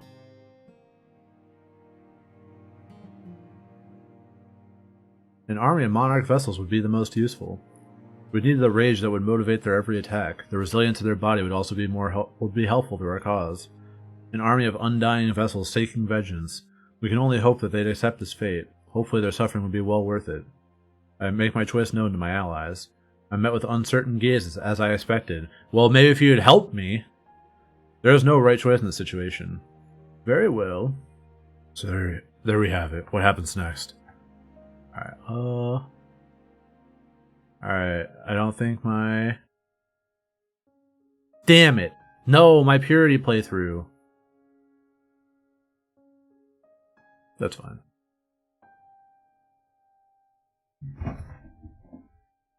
I will take pains to the idol and help. After that, we must all convene in this war room, yeah. A strategy was required for this newfound army. They all nod and step closer to the table. I follow Salus out of the room and carry out my duty. As we leave, I can hear them planning, and I feel hopeful. We will turn this defeat into a most profound victory. Under my leadership, we would witness the triumvirate fall.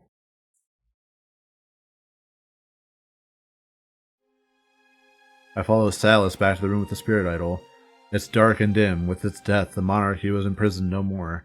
However, existing within vessels and the blade, what was that considered freedom? I wonder what would happen to the monarchy after this war. Their bodies are likely long gone. What would become of them?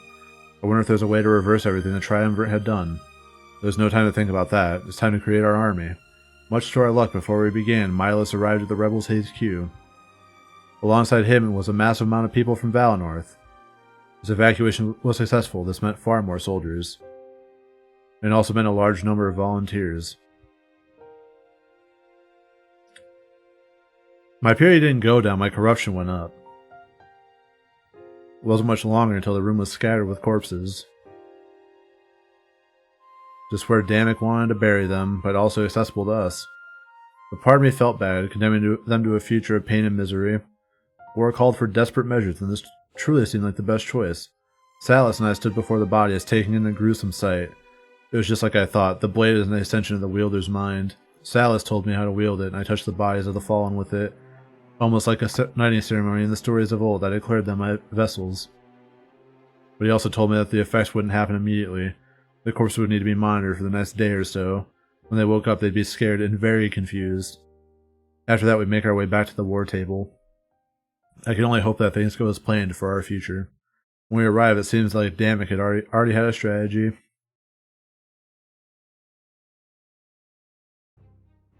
Absolutely not. Ulrich, we have no other choice. Our forces require more than one major boost. Going to Alarinthia, we could convert them to our side. They don't want to be converted. They want blood, plain and simple. There has to be something we can do. We could seek the help of Vivian. Who? Alarinthia has a rebellion of its own, a group of people who want to change the way it's run. We could help her journey to the throne in exchange for her help. I've never heard of this. Apparently, they follow after ancient ideals, an Alarinthian legend that wanted to change the nation. So far, it seems like none have been strong enough to do so. It's because the strength always wins. Plain and simple. And with strength and power, they don't want anything to change. They only want to secure their own rule. Alarinthia was always the same. Well, the mainland has never reached out before, right? If we team up with them, yourself included, we could win. If that's not possible, then maybe we could cut a deal with Draku. Draku? He wants nothing more than to flex his power. He may rule over Alarinthia, but he has no ruler, trust me. Well, I think we have a good opportunity for him, actually. What better way to show strength than to dethrone gods? There's a couple avenues to take here. We need to do this. Excuse my lack of enthusiasm, Damek. I think there are more pressing matters at hand, which Lena decided to do with him. He tilts his head towards Salus, who shakes his own head in return. We require no maintenance. We simply wish to fight and teach. Our legacy demands to be passed on. There you have it. I don't think there's anything we can do. He won't be of any harm to us, right? That's what we thought about the Honor Guard. Are you really going to gamble on the spirits again? Or there's a chance he's just lying to us, Damek? We have no reason to lie, and we do not appreciate the accusation. Using the Honor Guard, we fortified these tunnels. It's thanks to us that you survived this ordeal, yeah. Many of our citizens were sacrificed in order to do this. Controlling the Triumvirate's forces was taxing, to say the least. Then why did they kill almost all of us during the attack? Our control was strong, but not strong enough. It was easy for the Grand Inquisitor to overpower us, until the day he never set foot in these tunnels. We do not mind answering questions, but we do mind being accused of wrongdoing. Everything we've done to help your cause. To what end? The Triumvirate's end. Ulrich conceded, simply shaking his head. It seems there is a counter to all of his objections. I think we should trust him, Ulrich. He has answered so many of our questions. Things make more sense now, wouldn't you say? He doesn't respond. However, Fortame steps forward. What should we call him, though? We do not require a name. You might think that, but you still need one. It's out of convenience, not necessity. Convenience? Yeah, nobody really needs a name. It just helps us talk to one another, you know? It's especially helpful in battle or while strategizing. Very well, we will think of a name. However, before much time passes, Valeska interjects. Howl? That's what Damek said, right? Driven by the howls of countless spirits. It seems fitting, given the circumstances. Valeska, we accept this moniker. However, we must discuss another matter. The strategizing you speak of, we wish to help. That's my job, actually. And look where it got you. What? Your blind faith and spirit caused all this. Our judgment will not be clouded. We wish to take your place. Remember, you are no longer in charge. This is the king's choice. Yeah. Hal turns to face me. We wish to be your advisor, Monarch. We've watched this world for almost an eternity. We know how the enemy works and thinks. It would be the wisest course of action. Damek is responsible for this catastrophe. He would be unfit to give you advice in the future. That is absolutely untrue. In this world we learned from our mistakes, Howl. We don't condemn others based on bad decisions. Perhaps this is why you are easily oppressed. There is no room for error in these final days. Perhaps in the future you can atone for this. I can tell that they're about to get locked in a heated argument. To avoid this, I slam my hands down on the war table, startling them. A loud echo reverberates through the room as I assert my authority.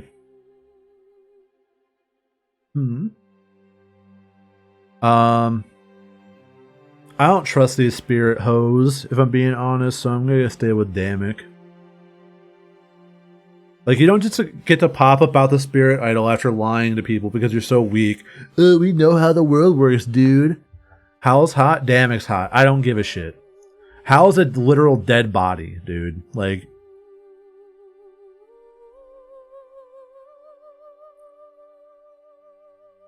they couldn't even. They were the ones that got oppressed so badly that they had to get all of us killed in order to fix stuff. Like, it just ain't working like that, Chief.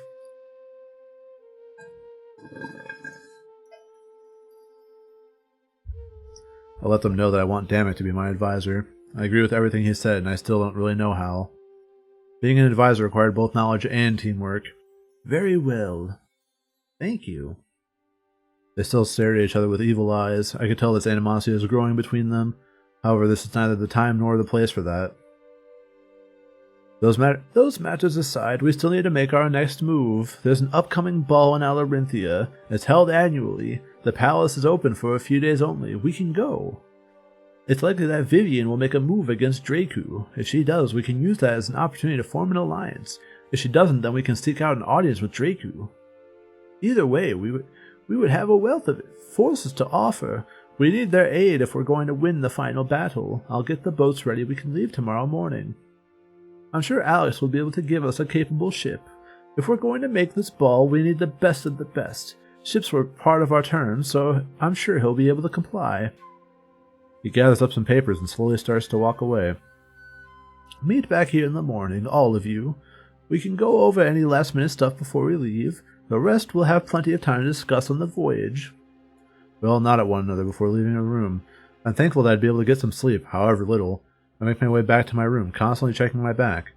They'd never catch us off guard again. They'll never catch me off guard again.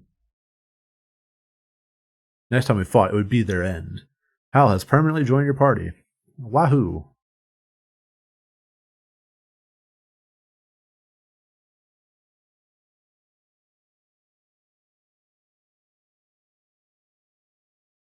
I enter my room and let out a loud sigh. I can finally go on a break. Yeah, I'm gonna be right back. I need more water anyway.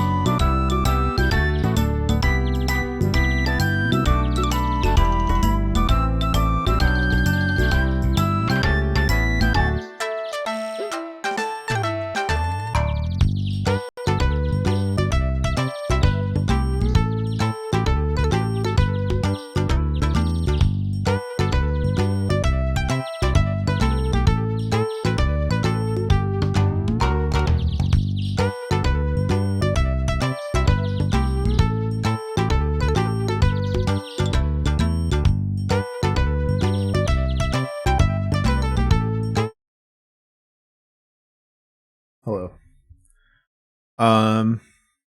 Hope your golf outing was fun.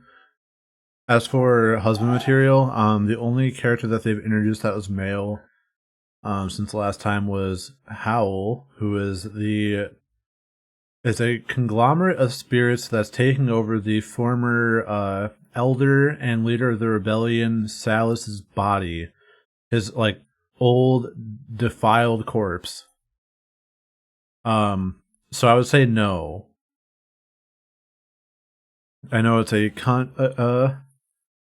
point of contention, but them's the breaks.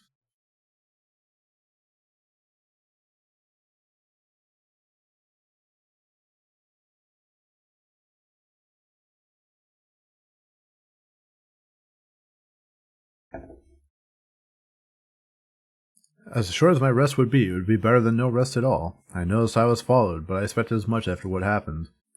It was Hal. He approached slowly, with resolve in his steps. Hal's the coolest one. I mean, if you think so, that's good, I guess. However, he doesn't seem angry in any way. That was good, since I sided with Damek. We must express displeasure at your decision, yeah. Damek made a mistake and remains unpunished. The lives that were lost beg for justice. We are that justice. Damek was only believing in the spirits like we all do. Now that we know the truth, he will approach things differently. He would never intentionally lead us into danger. He's honorable. Honor? He crosses his arms, unimpressed. Honor is a term used to stay the hand in difficult situations, Pants. I'm not saying he's not cool, but the fact remains that he is not a person. He is literally multiple spirits fighting inside of a fucking dead body. How can you not say that that's fucking weird?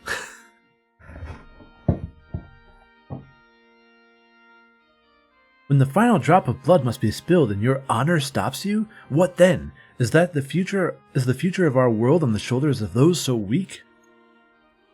Aren't we all, though? No. He scoffs.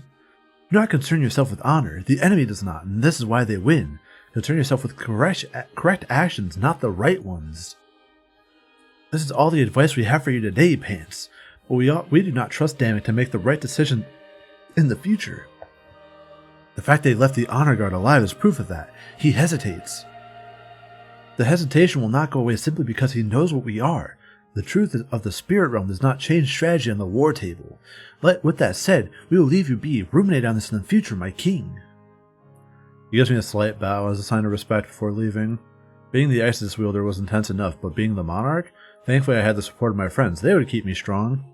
I lay down in bed and it isn't much longer until I drift off to sleep. When I wake up, rested and refreshed, I head to the war room.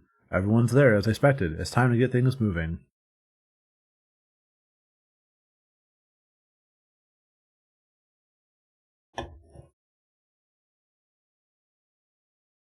Damek approaches the war table, fiddling with the wooden figures resting atop of it.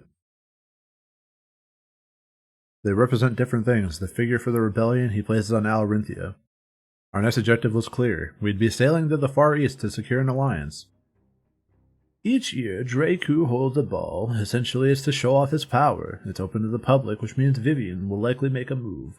I'd say it's either an assassination attempt or a tournament request. During the ball, we will meet with both of them. Our goal is to secure an Alarinthian army to help us out. If we do this, our chance of success will increase tenfold. Each party, if they're willing, will likely request something in return. It may be impossible to avoid being caught up in Alarinthian politics. If it comes to anything extreme, we will have Ulrich help us out. I trust there are no objections. Nobody raises a concern, but I can tell that Ulrich is upset. We will set sail immediately after this meeting. I've already arranged transportation with all of our pirate allies. It's a 24-hour voyage, so pack your essentials.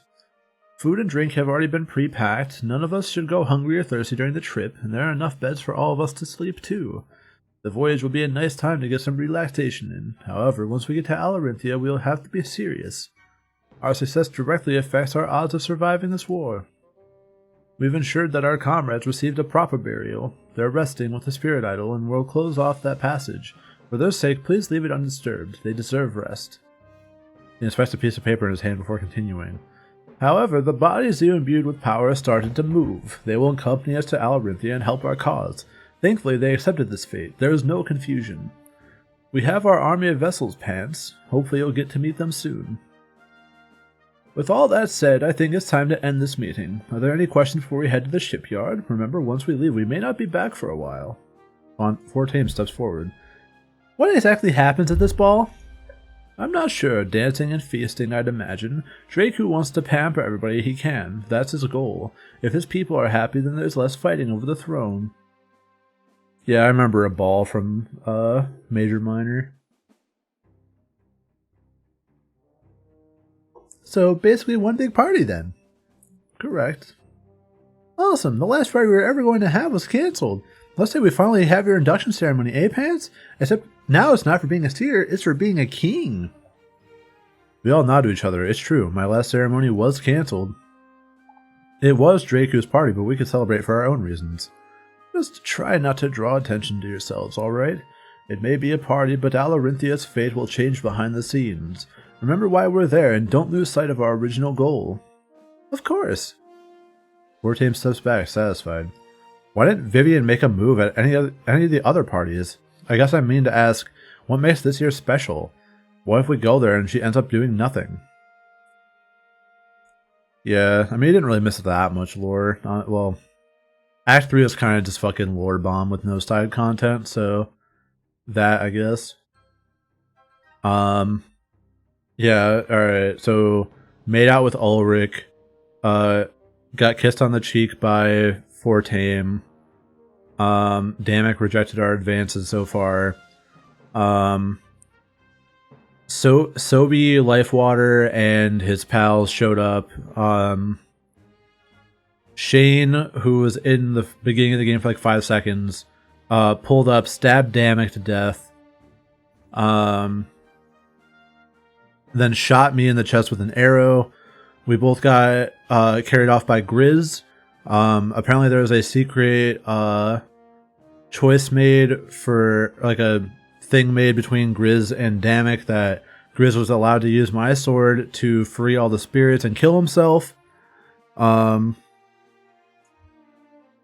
I said, no, that's my sword, bitch, get out. So we did. So then we freed all the spirits. While everyone was upstairs fighting. Then all the pirates pulled up, scared off Sophie and pals. After killing all the other nameless rebellion people. Then we were healed because we freed the spirits, so now we have a majority of the spirits inside of us. Some of them healed us, so that's why Damek's alive. The rest went into Howl. And then we made the decision to bring back the dead people again with some of the spirit power instead of making them all into seers where they would just become vegetables after the war was over. And then yeah, here we are. We're gonna go to Alarinthia and go to a ball.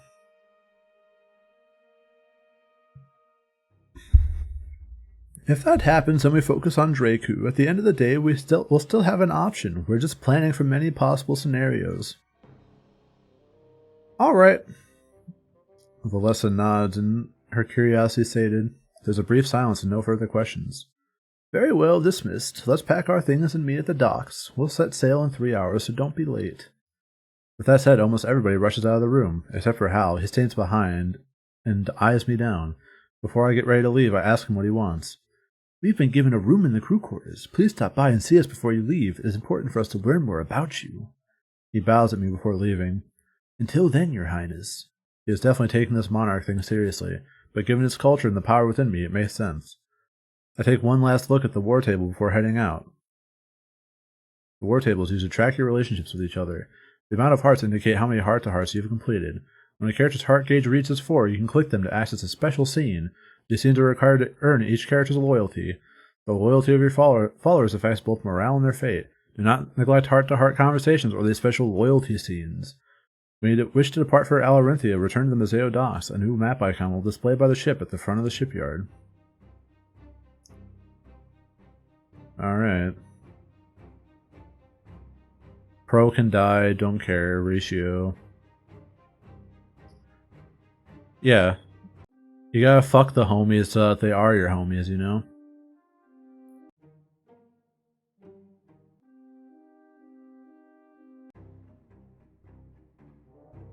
No new heart-to-hearts. Got it. Cool. I'll do fucking house heart-to-heart because I know I'll get yelled at if I don't. Yeah, I really like the sprite versions, honestly. I enter Hal's room and I notice him standing with his back to me. He's in the corner of his room with his hand pressed against the wall. He's mumbling to himself, and I do my best not to startle him at all. Bodies everywhere, screams for help, blood flowing, corpses held tightly in their arms. They cry for the lost, but the lost do not answer for they have no voice. He feels shame like he is responsible for all of this, but soon after he feels nothing at all, until he rises again and vengeance controls his mind and it drives his clouded judgment. We see the future as expected, but also the past. We see your death, Monarch, even if it didn't happen. Why has time played such tricks on our memories? He turns to face me, so he knew I was here all along. Are these memories or perhaps echoes? What is it? That is what I wish to talk to you about, Monarch. Our mind is overwhelmed, but not in the usual sense. I'd love to help. We expected you to say that. We've heard it before. It's almost like you had no other choice. Interesting. Things are different now that we're free is so different. Exiting that prison had taken its toll on our minds. In there, our sight was limited, but not anymore. Instead of just the future, we see everything, yeah. We see the past and consequences of actions not taken. The possibilities are infinite, and this is hard even to fathom. We must narrow our vision. These details are unimportant. We may not be of much use at the moment, Monarch. It will take some time to adjust to these new circumstances. We choose to adjust, that is. Further evaluation is required. Everything is important to consider, even if it didn't happen. You see a past where we failed to save you, Monarch. You fell to your wounds, and Alessia had no hope at all. Damek, too. The failure of the rebellion was certain. Pirates rushed to help, but not led by the same leader. Ulrich sacrificed himself to use the blade and create an army. The Monarch vessels are perhaps created seers. Why do you say that seeing these things is important? It is death and carnage, the loss of all hope, and ultimately death. Only one thing remains constant in all this, the Blade of Exodus. Damn, so if I didn't go with Alex, I would have fucking killed everyone. It would have just been game over. Learning from past failures is how we become smarter and stronger. We saw you say this as well. It led to ruin. Our culture is always focused on avoiding the wrong future. We've never thought about seeing numerous versions of the past. But we are sure that we see these things for a reason. Perhaps there is a secret to find or a link hidden between them all. As we travel, we will do our best to learn more about these visions. We simply wish to make you aware that they existed. That is the opposite of everything we've ever encountered, but at the end of the day, so are you, a huge anomaly. I'm not sure what he means since he speaks so cryptically. But he's having visions of different pasts, not just the future. That would be jarring to me as well. I only ever saw the future. It was almost always a future that we wanted to avoid. How could you see a different past? That was always set in stone. True. Let alone past so different as to detail the deaths of my comrades. There had to be a reason. He was right. It's unlikely that we'd find an answer anytime soon. He'd have to put up with this burden for a little bit longer. It pains us to see visions of your death, Monarch, future or past. It is something we wish to avoid. You carry our legacy. You are everything to us. We request some time alone if you'd give us the honor. We will do our best to focus on more positive things. He turns back to the wall and places his hands upon it. Sharing an apple in a back alley, a growing bond. Alcohol brings forth childhood dreams, dreams of change. You grow close to a comrade despite their two-faced nature. A man seeks family to replace the one he never had. There's a girl who finds the strength to succeed in her friends. We wonder where we fit in amongst this group. We hope we can. He looks down at the floor and I take a few steps back. For now, it's probably best to leave him be. He seems overwhelmed. In this situation, it would be as well. He has to process a lot of new information. If I can find my place in all of this, so can he. Perhaps we'd have more time to talk on the boat ride. I leave for the docks, confident to help more in the future. Can you please use the right pronouns? He's clearly a they, them. They're clearly a they, them, haha. Alright, back to... I got more purity. Yeah, that one really hit me in the feels. Am I right, fellas and fellettes? What the fuck? Oh.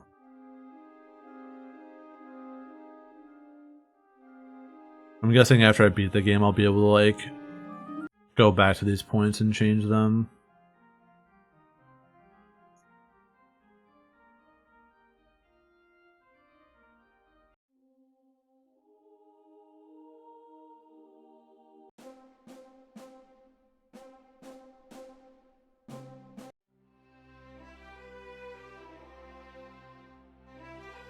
You'll be unable to return to the mainland until after Act 4. Knowing this, would you still like to set sail for Alarinthia? No.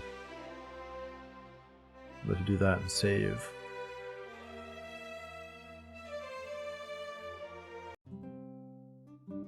Yeah, I thought Act 4 was the last one.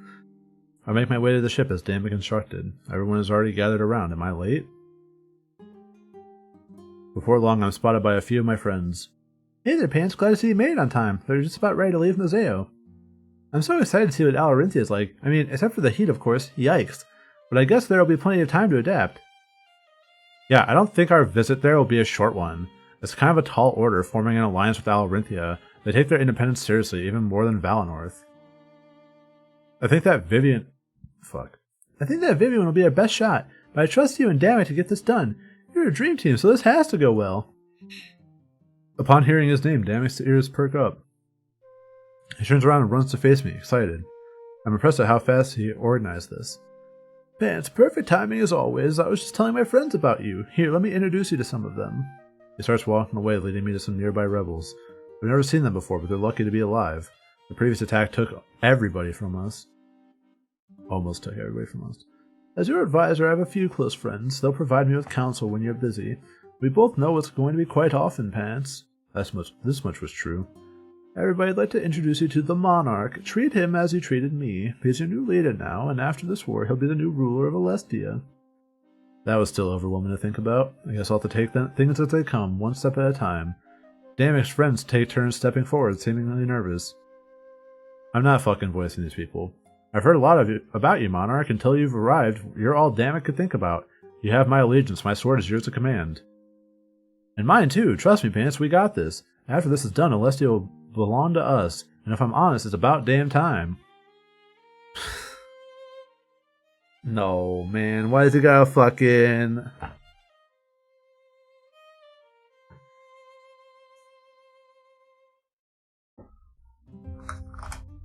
Here's my Spice impression.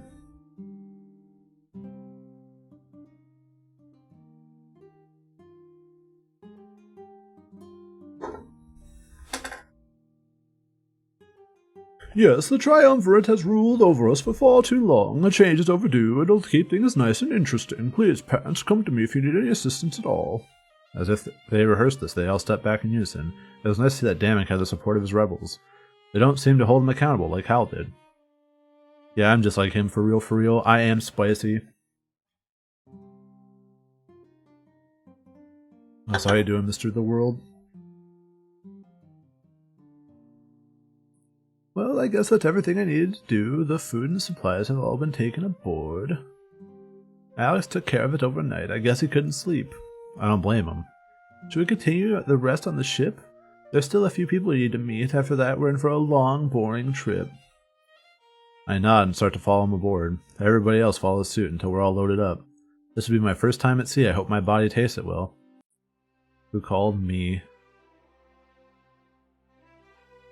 The boat is rather large and it can easily fit all of us. Wasting no time, as soon as we're on, they prepare to set sail. Pirates run about the ship making last-minute preparations. I haven't seen Milos aboard, and that slightly surprises me. However, before I'm able to say anything to him, the pirates take charge. Their leaders step into the middle of the deck and shout orders. Come on, everybody, let's do this. They'll write about this voyage in the history books. Let's give them something memorable to read about. His crew nod and exchange witty banter as they prepare. It seems like life as a pirate could actually be pretty fun. I'm glad that we chose to support him. He seems nice. I walk to the center of the ship and slowly inspect my surroundings. It's a bit packed, but that's because nobody went to the crew quarters yet. I could tell from the outside this place has more than enough space. As soon as Damek sees me, he runs towards me. A few people follow behind him. More introductions? I guess it's fair I hadn't met any of the rebels yet. Pants, we're almost ready to set sail. Here's the people I wanted to introduce you to. It's important for morale that you get along with our forces. However, these aren't just any rebels. These are the Monarch vessels you created back at HQ. They've embraced our new situation and want to meet you. So I'll leave you to that. Come find me later if you want to chat. Something tells me there won't be much else to do. Oh well. Worst case scenario, we can get Pro to bring out his cards. With a smile, he runs off to attend to other business. Even though he stepped down, he's still a busy man. I wonder if that's the same fate that awaited me. Probably. I turn to meet these new people ready to make friends. We were told that you were the one who gave us life. Thank you for this chance, Pants. We will not waste it. This form requires some adjusting, but we will be fine. Rygar. The pain may be intense, but it fuels our every move. We will use it to kill the Triumvirate by your command. That is the wish of every member of the monarchy. Huskers. We trust your judgment until the end of Alestia, and after this war we dedicate our lives to serving you. The second chance you've given us, we will cherish it. I nod, dismissing them. It's good to see that things went well. Honestly, creating Monarch vessels could have gone horribly wrong and fast. To know that I used the blade effectively gave me great pleasure. I continue to walk along the ship, taking in everything I see. Yeah, this was the fucking bad choice? My fucking, pee-pee poo-poo-ass corruption went up because of that?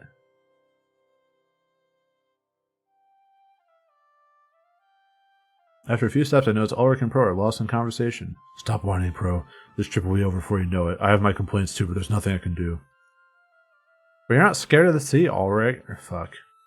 You're not scared of the sea, Ulrich. This is going to be like torture, I know it.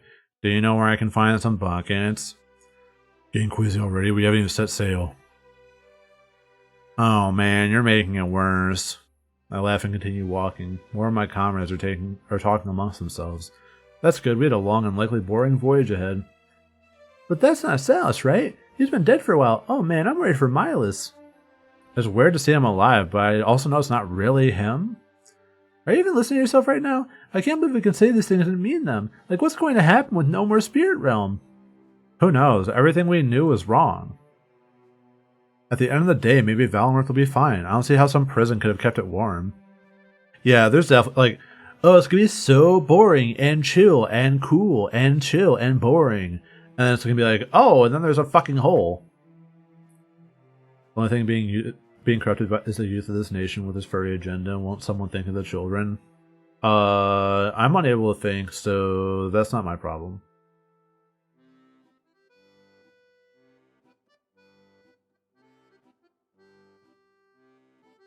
You're right, and that's amazing. Let's push all this weirdness aside and agree on that. Well, that's Salus. I mean, Hal, for sure, when we get the chance. Of course. It seems that they're still digesting these events. I can't blame them. Everything is pretty crazy right now. Thankfully, we'd have plenty of time to continue digesting on this boring cruise. Don't forget, you have your, emote, the Pan 137 Uwu. Alarinthio is almost a day away. At least we get to sleep. But until then, I'd better make use of this time to talk to my friends. A lot had happened in the last day. I should check up on them. The ship shakes slightly, and I lose my balance for a moment. I guess we're setting sail? I've never actually been at sea before. Pirates run amok as if getting their designated war stations. Alright, everybody, here we go. We want a smooth voyage. Don't forget your schedules. To those of you with the graveyard ship, I'll make it up to you. He climbs up the rope, netting the side of the ship, and looks at the horizon. With a smile on his face, he points toward the vast body of water before us. To the seas we go! His crew repeats this as if it were a mantra before we set sail.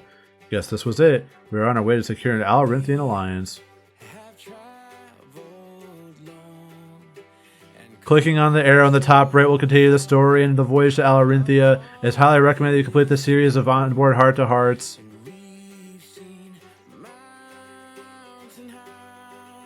Man, the cursed bee dude, uwu. Alright, can I... If I go here, do I... Okay, thank you. Ugh. That song was so loud, man. I don't get it. I make my way down to the ship cabin and see Ulrich sitting on a bed. At least whatever passed for a bed aboard a somewhat cramped ship.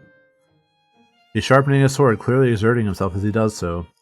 Hey there, Pants. As you can see, I'm getting ready for combat. I give it 2 days before we're dragged into conflict. They don't use words to resolve things in Alarinthia. It's always a duel or a tournament. That's all they do. When we're there, we might as well speak their language. He smirks as if the promise of action is exciting to him. He did hate Alarinthia, but he also loved combat. It was his nature. Hopefully he'd get to tackle a challenge worthy of his skills while we were there. Gotta make the most of a bad situation, right? I'll get to give my sword armor a real challenge. What about you, Pants? Excited for this? Yeah, fighting side by side with you, that's a dream come true, baby. Glad to hear that. I like that in a partner. They can change together. Now that's amazing. Not everybody would be so brave, you know. It's almost overwhelming to think about, actually. I have the support of the Monarch of Alessia. There's almost nothing we can't accomplish now. But I'm guessing you didn't come down here for a lecture. Have a seat. There's something I'd like to talk to you about. I nod and sit down beside him.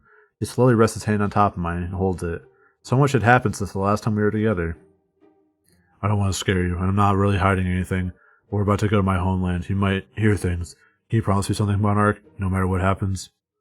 Remember me for the things I've done for you and the rebellion, no matter what you hear about me or my past. Please don't judge me. I wouldn't judge you based on your past, so I expect the same from you. I nod. I can afford him that courtesy as long as he's not hiding anything heinous. But he doesn't seem like the type. He's truly devoted his life to the same cause as me. Well, I mean, he left because, his parents got killed. So he didn't get exiled. Allegedly. Good. Then that's pretty much everything I had to say. I was really worried. I wasn't sure how to handle that topic, so rather than overthinking, I just shot straight. Thank you. It was especially hard since we're kind of involved now. Is that the right word for what we are? I don't really know. After what we did back in Museo, I think is a safe term. I don't want to complicate things, so I'll just be quiet. But don't think I forgot about what happened, if we get the time and light for that to happen again. But I doubt we'll be able to do that on the ship. You can't even breathe without someone else hearing it. I have my ways of keeping quiet, but I wouldn't want to get caught. Is another one of those trademark smirks. I get the feeling that he really does use alcohol as a social crutch. He's much more open and lively while under the influence. Is that bad? I guess it's not my place to say as long as it doesn't get in the way of his duty. Haha, duty. Something told me that our visit to Alarinthia would put him in the spotlight more than ever. I get up from the bed and turn around to face him. He continues working his sword. Good fucking verbiage there. Working his sword. Yeah, I'm really fucking cranking my hog, brother. Sorry I didn't have much to say. I guess I'm a little shy, but it all makes sense in time. I can promise you that. When the time comes, you'll need to keep your promise. He's really pushing this promise thing. Should I be concerned? I'd hate for him to use it as leverage if some horrible secret came to light. Thankfully, I see Ulrich is a good person. He wouldn't hide anything bad from us. Like he said, it'll make sense in time. All I can really do is go about my business and wait. Too bad there wasn't enough privacy to have some more fun. Something told me we'd make up for that next time we had a chance. Let's make up for it and fuck, yeah. Fortean paced around the deck of the ship, deep in thought. Everything changed over the last few days, so this was insane. I hope he's handling it well. I'd better go and see how he's doing. Hey there, Pants. There's something that's been driving me insane. You know how we were all freaking out about Valinor? Without the heat from the spirits, it'd freeze over and die. I mean, we believed it, but right now it doesn't make any sense. The spirit realm was a prison, right? Nothing mystical or beneficial. More you need to say that someone's a good person, the less likely it is. Yeah, exactly. And the more boring the ship ride is going to be, the less boring it's going to be, you know?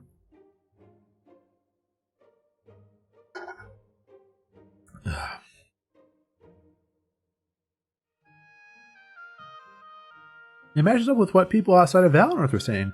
We're just superstitious and live in a unique location. The monarchy gave us visions and nothing more. We'll have to ask Hal the moment we get a chance. If it's like I think it is, then Valinor will be fine. No risk at all. As far as these truths are to believe, they do have their benefits. He talked to me. He stopped his pacing and he looks happy. It's true that a lot of our beliefs were shattered, but that's not a bad thing. A new understanding of the world gave us a new angle to tackle our problems from.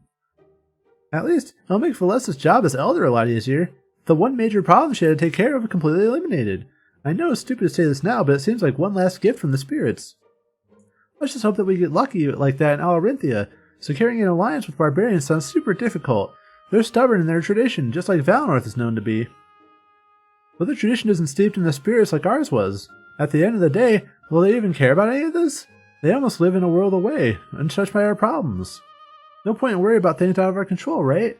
Maybe we should talk about something we do have power over. Remember that climbing gear Pro gave me money for? Well, check it out. He wanders over to a bag on the deck and reaches inside. A few moments later, he produces some clawed metallic objects.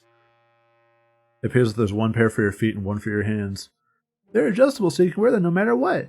You don't need to look for a foothold there anymore. And you make them yourself. So as long as you're strong enough, there's nothing you can't climb, Monarch. I know what I'm doing as soon as we get back. I'm heading to the Valinor and climbing the Grand Tree. I want you to join me. It'll be a good place for you to learn.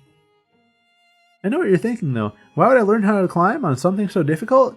Well, you have gear now. I never did. It's a huge advantage. The only thing holding you back will be your energy. But with everything we've been through, that should be simple. I think it'll only take a few hours to climb if I'm totally honest. I'll bring us a backpack with a bunch of water. Or maybe we should split that over 2 backpacks? Don't want to make one of us carry too much weight. He puts the climbing gear back in the bag, clearly excited. It's a breath of fresh air to hear him talk about stuff so passionately. Everybody else is so concerned about the war, it's nice just to push that aside.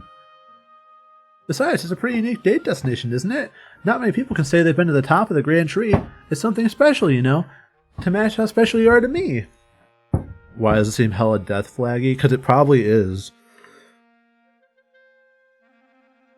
Yeah. Just have the last arc of my fucking anime be Great Tree. I don't think I've seen him this excited in a long time. For a moment it feels like all my worries have simply washed away. They slipped into the ocean, becoming nothing more than gentle ripples. Fortane starts to walk around the ship again and stretch his body. It's almost like he was preparing for the marathon of a lifetime. Of course, this had been a lifelong dream of his after all. I know there's so much danger in our future, but there's happiness too, you know? Lots to look forward to at the end. Besides, I doubt I'll be key to our Alorinthian alliance, so in the meantime, there's not really anything else I can do, so I've been practicing my climbing on the netting of the ship. People are worried that I'll fall off, but I tell them not to worry. It's very rare that I fall off, and I usually shake it off pretty quickly. I saw some of them get together and make some betting pools. It's a pretty boring voyage, so they make their own entertainment. I suddenly start to know why pirates enjoy fighting and gambling so much. When you're out at sea, there's just nothing much to do. It's pretty crazy. I'd go insane if I were a pirate. I'd just know it.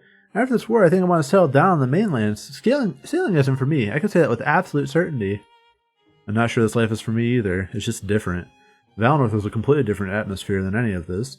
Even Mazeo was a bit of a culture shock to me and my friends. I can't even imagine what Alorinthian and Baltius would be like. I look off to the horizon. We must still be pretty far away. There's no sight of land ahead. How much farther to go?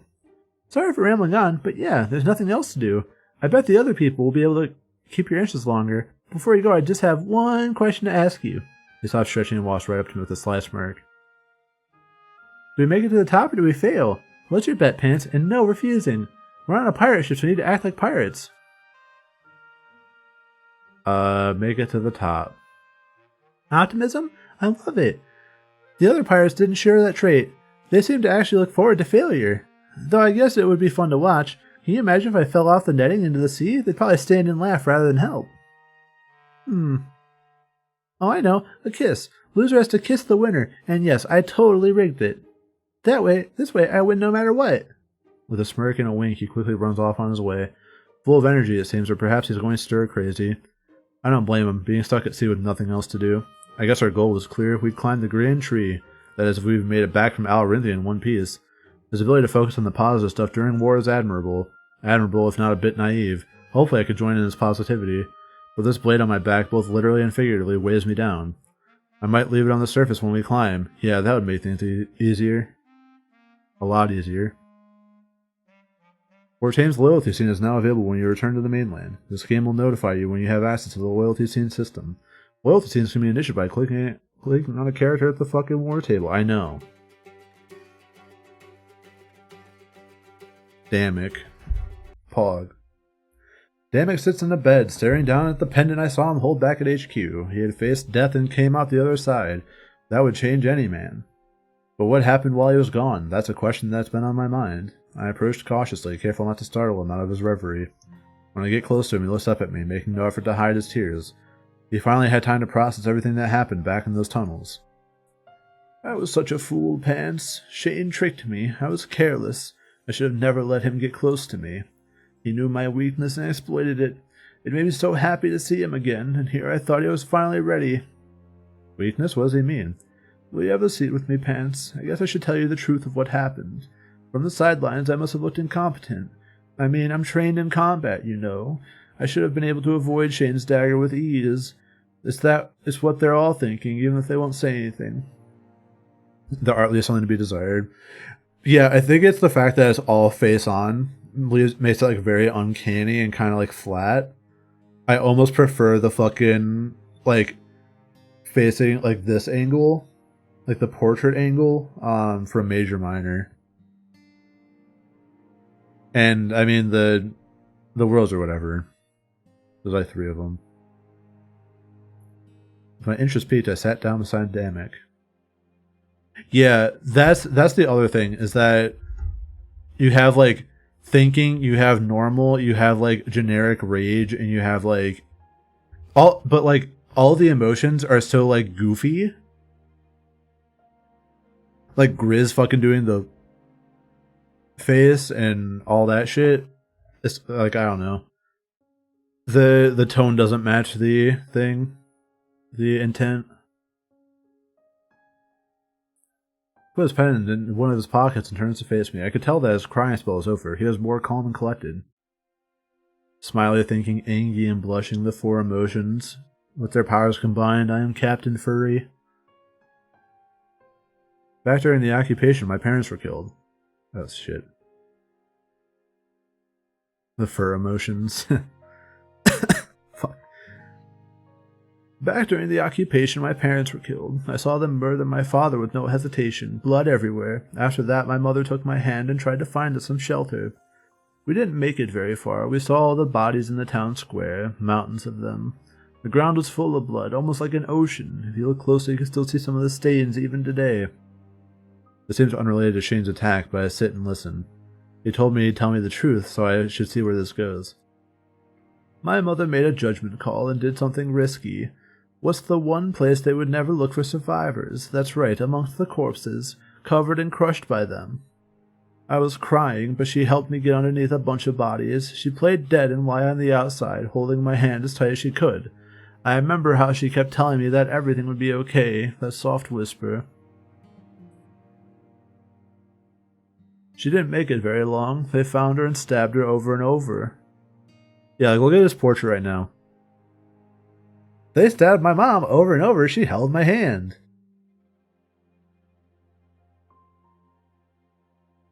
She didn't make it very long. They found her and stabbed her over and over. I felt her wince every time. The grip on my hand got tighter and tighter. Then after a while, it just let go. I got to feel her final moments. The voice telling me that everything would be okay soon went silent. I was left there underneath a pile of bodies covered in blood. The last embrace I remember, the last time I held a hand. It's not something I could ever do again. It just reminds me of that day. Now you understand how Shane made me freeze in fear and surprise. He was the only other person I told this to. He used that to trick me. Yeah, this is a yikes moment. And it would have killed me too if it wasn't for you and Howl. I was finally ready to get close to somebody again, and then this happens. That's how I know Shane wasn't just acting. He played dirty and wanted me dead. Why is he ultra mad right now? Or sorry, very mad. Sorry, slightly mad. Or really mad or slightly mad.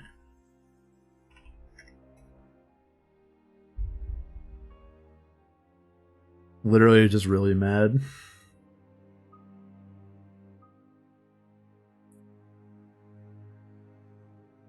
There was so much running through my mind the moment he stabbed me. I thought perhaps he was trying to win me over the triumvirate so he could get more intel.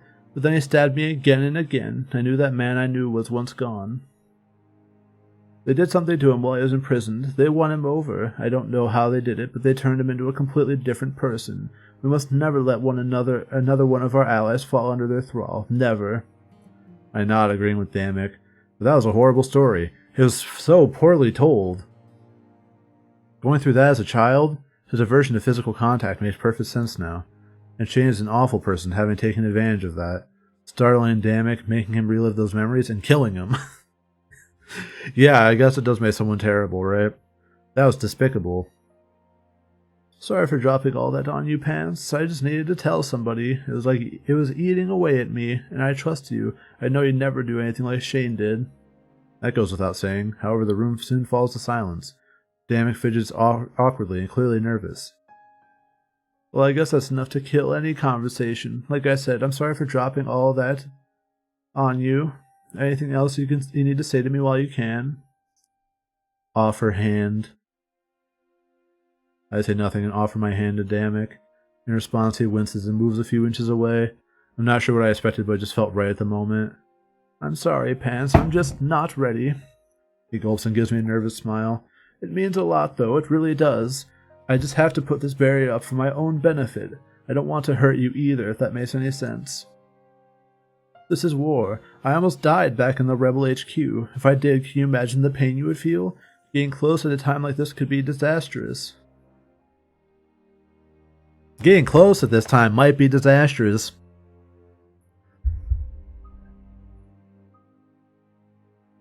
He smiles and gets out of bed. I do so as well. I could tell that he was ready to end this conversation. Well, shall we call it then? I think this is as good as a time as any. Let that new information process for a while. When it comes to my past, that's about it. From now on, we can look to the future. I hope it's just as bright as I picture it. With that, he walks away from me and back up to the deck. I was glad that he liked me enough to tell me about his past. It was my duty to never take advantage of that like Shane did. Yeah, it's funny that the tears are like all like straight fucking foretame kiss on the cheek. Damek not even hand holding. Hal question mark? Hal stares off into the ocean, deep in contemplation. I imagine that he'd have a lot to think about and a lot to process. Last time we talked, he seemed conflicted about whether or not he fit in. Which cheek? Right. Probably. Pants. He turns to face me and gives me a small wave, welcoming me. I stand beside him and we stare off into the ocean together. The sun causes it to glisten, sparkling with a gentle beauty. We are still conflicted, yeah. These thoughts won't go away. Visions of needless violence and senseless destruction. You may tell us that they aren't real, but we're unsure. The emotions that well up within us are far too real. Is it possible for fake events to elicit real emotions? Or are we perhaps hearing echoes of the past? You tell me that's a nice rack? I will if I can.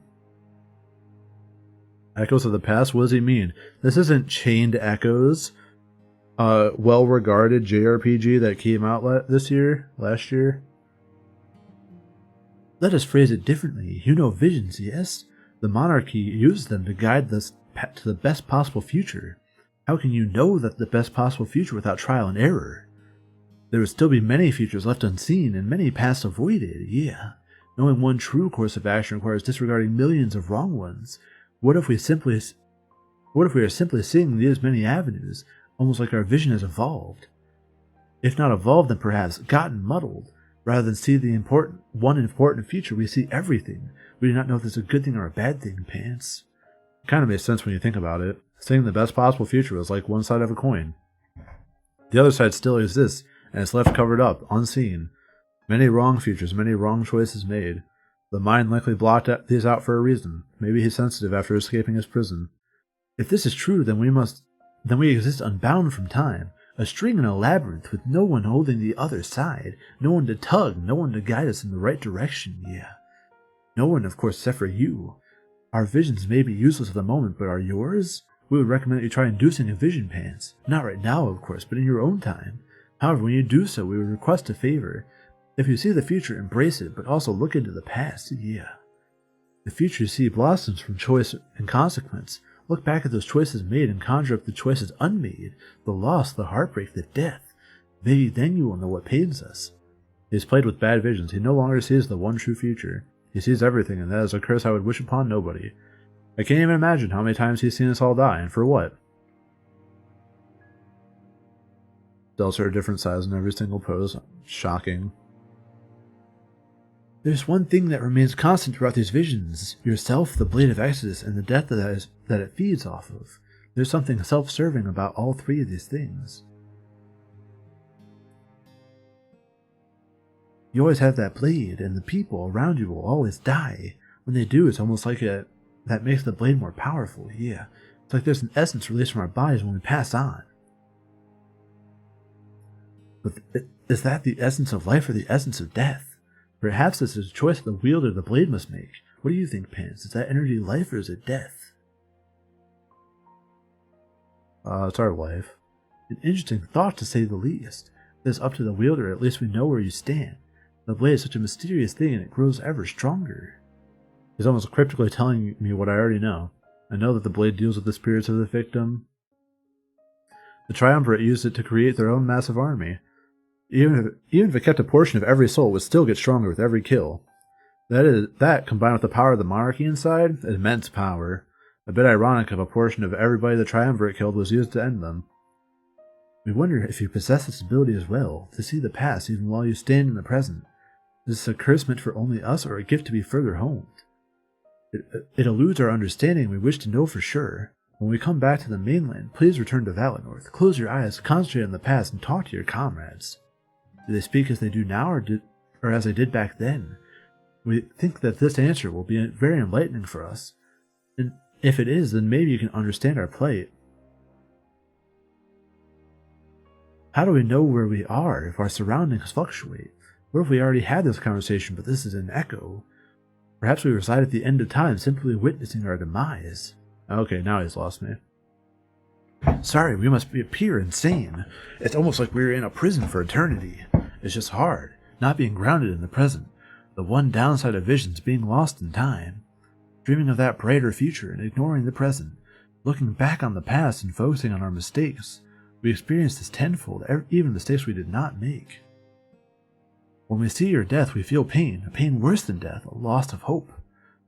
That blade falls to the ground, coated in your blood. Comrades scream in agony as they befall the same fate. Then why do we stand there, only capable of watching? We wish to help you avoid this fate. That is our duty. We apologize for the lack of sense, Pants. Your time is more valuable than that, limited as it is. Perhaps next time we will make sense of everything. We try not to forget our advice and our request. We know that there is a purpose for all of this. There must be. Together we will find it rather than stand here and complain, yeah. I nodded before leaving him behind. He was suffering, I could tell. I had enough trouble dealing with visions of the future. Hal must be tortured. If there was anything I could do to help him out, I'd have to do it when I had the chance. It's possible that his body just doesn't know how to handle all that energy. I was trained at a young age to handle it, so I had a grasp on what I should be doing. It is possible that, unless trained, someone's mind could be lost in the sea of time. Perhaps, I suppose, but that is a topic for another day. I returned to the deck of the ship, keeping a watchful eye on my comrades. On my watch, they would never meet the grisly fate that Hal had witnessed. For a moment, I decided to stare into the sea, watching the waves and ripples. I could have looked ahead to the future, towards Alarinthia, our final destination, but for a moment I considered looking away from the path we've set in stone. The sea continues to move, living a life of its own, despite our interference. Bruh. We have traveled long and come so far upon this road. Alright, that's gonna be all for me tonight. My voice is shot. I don't want to listen to that song anymore.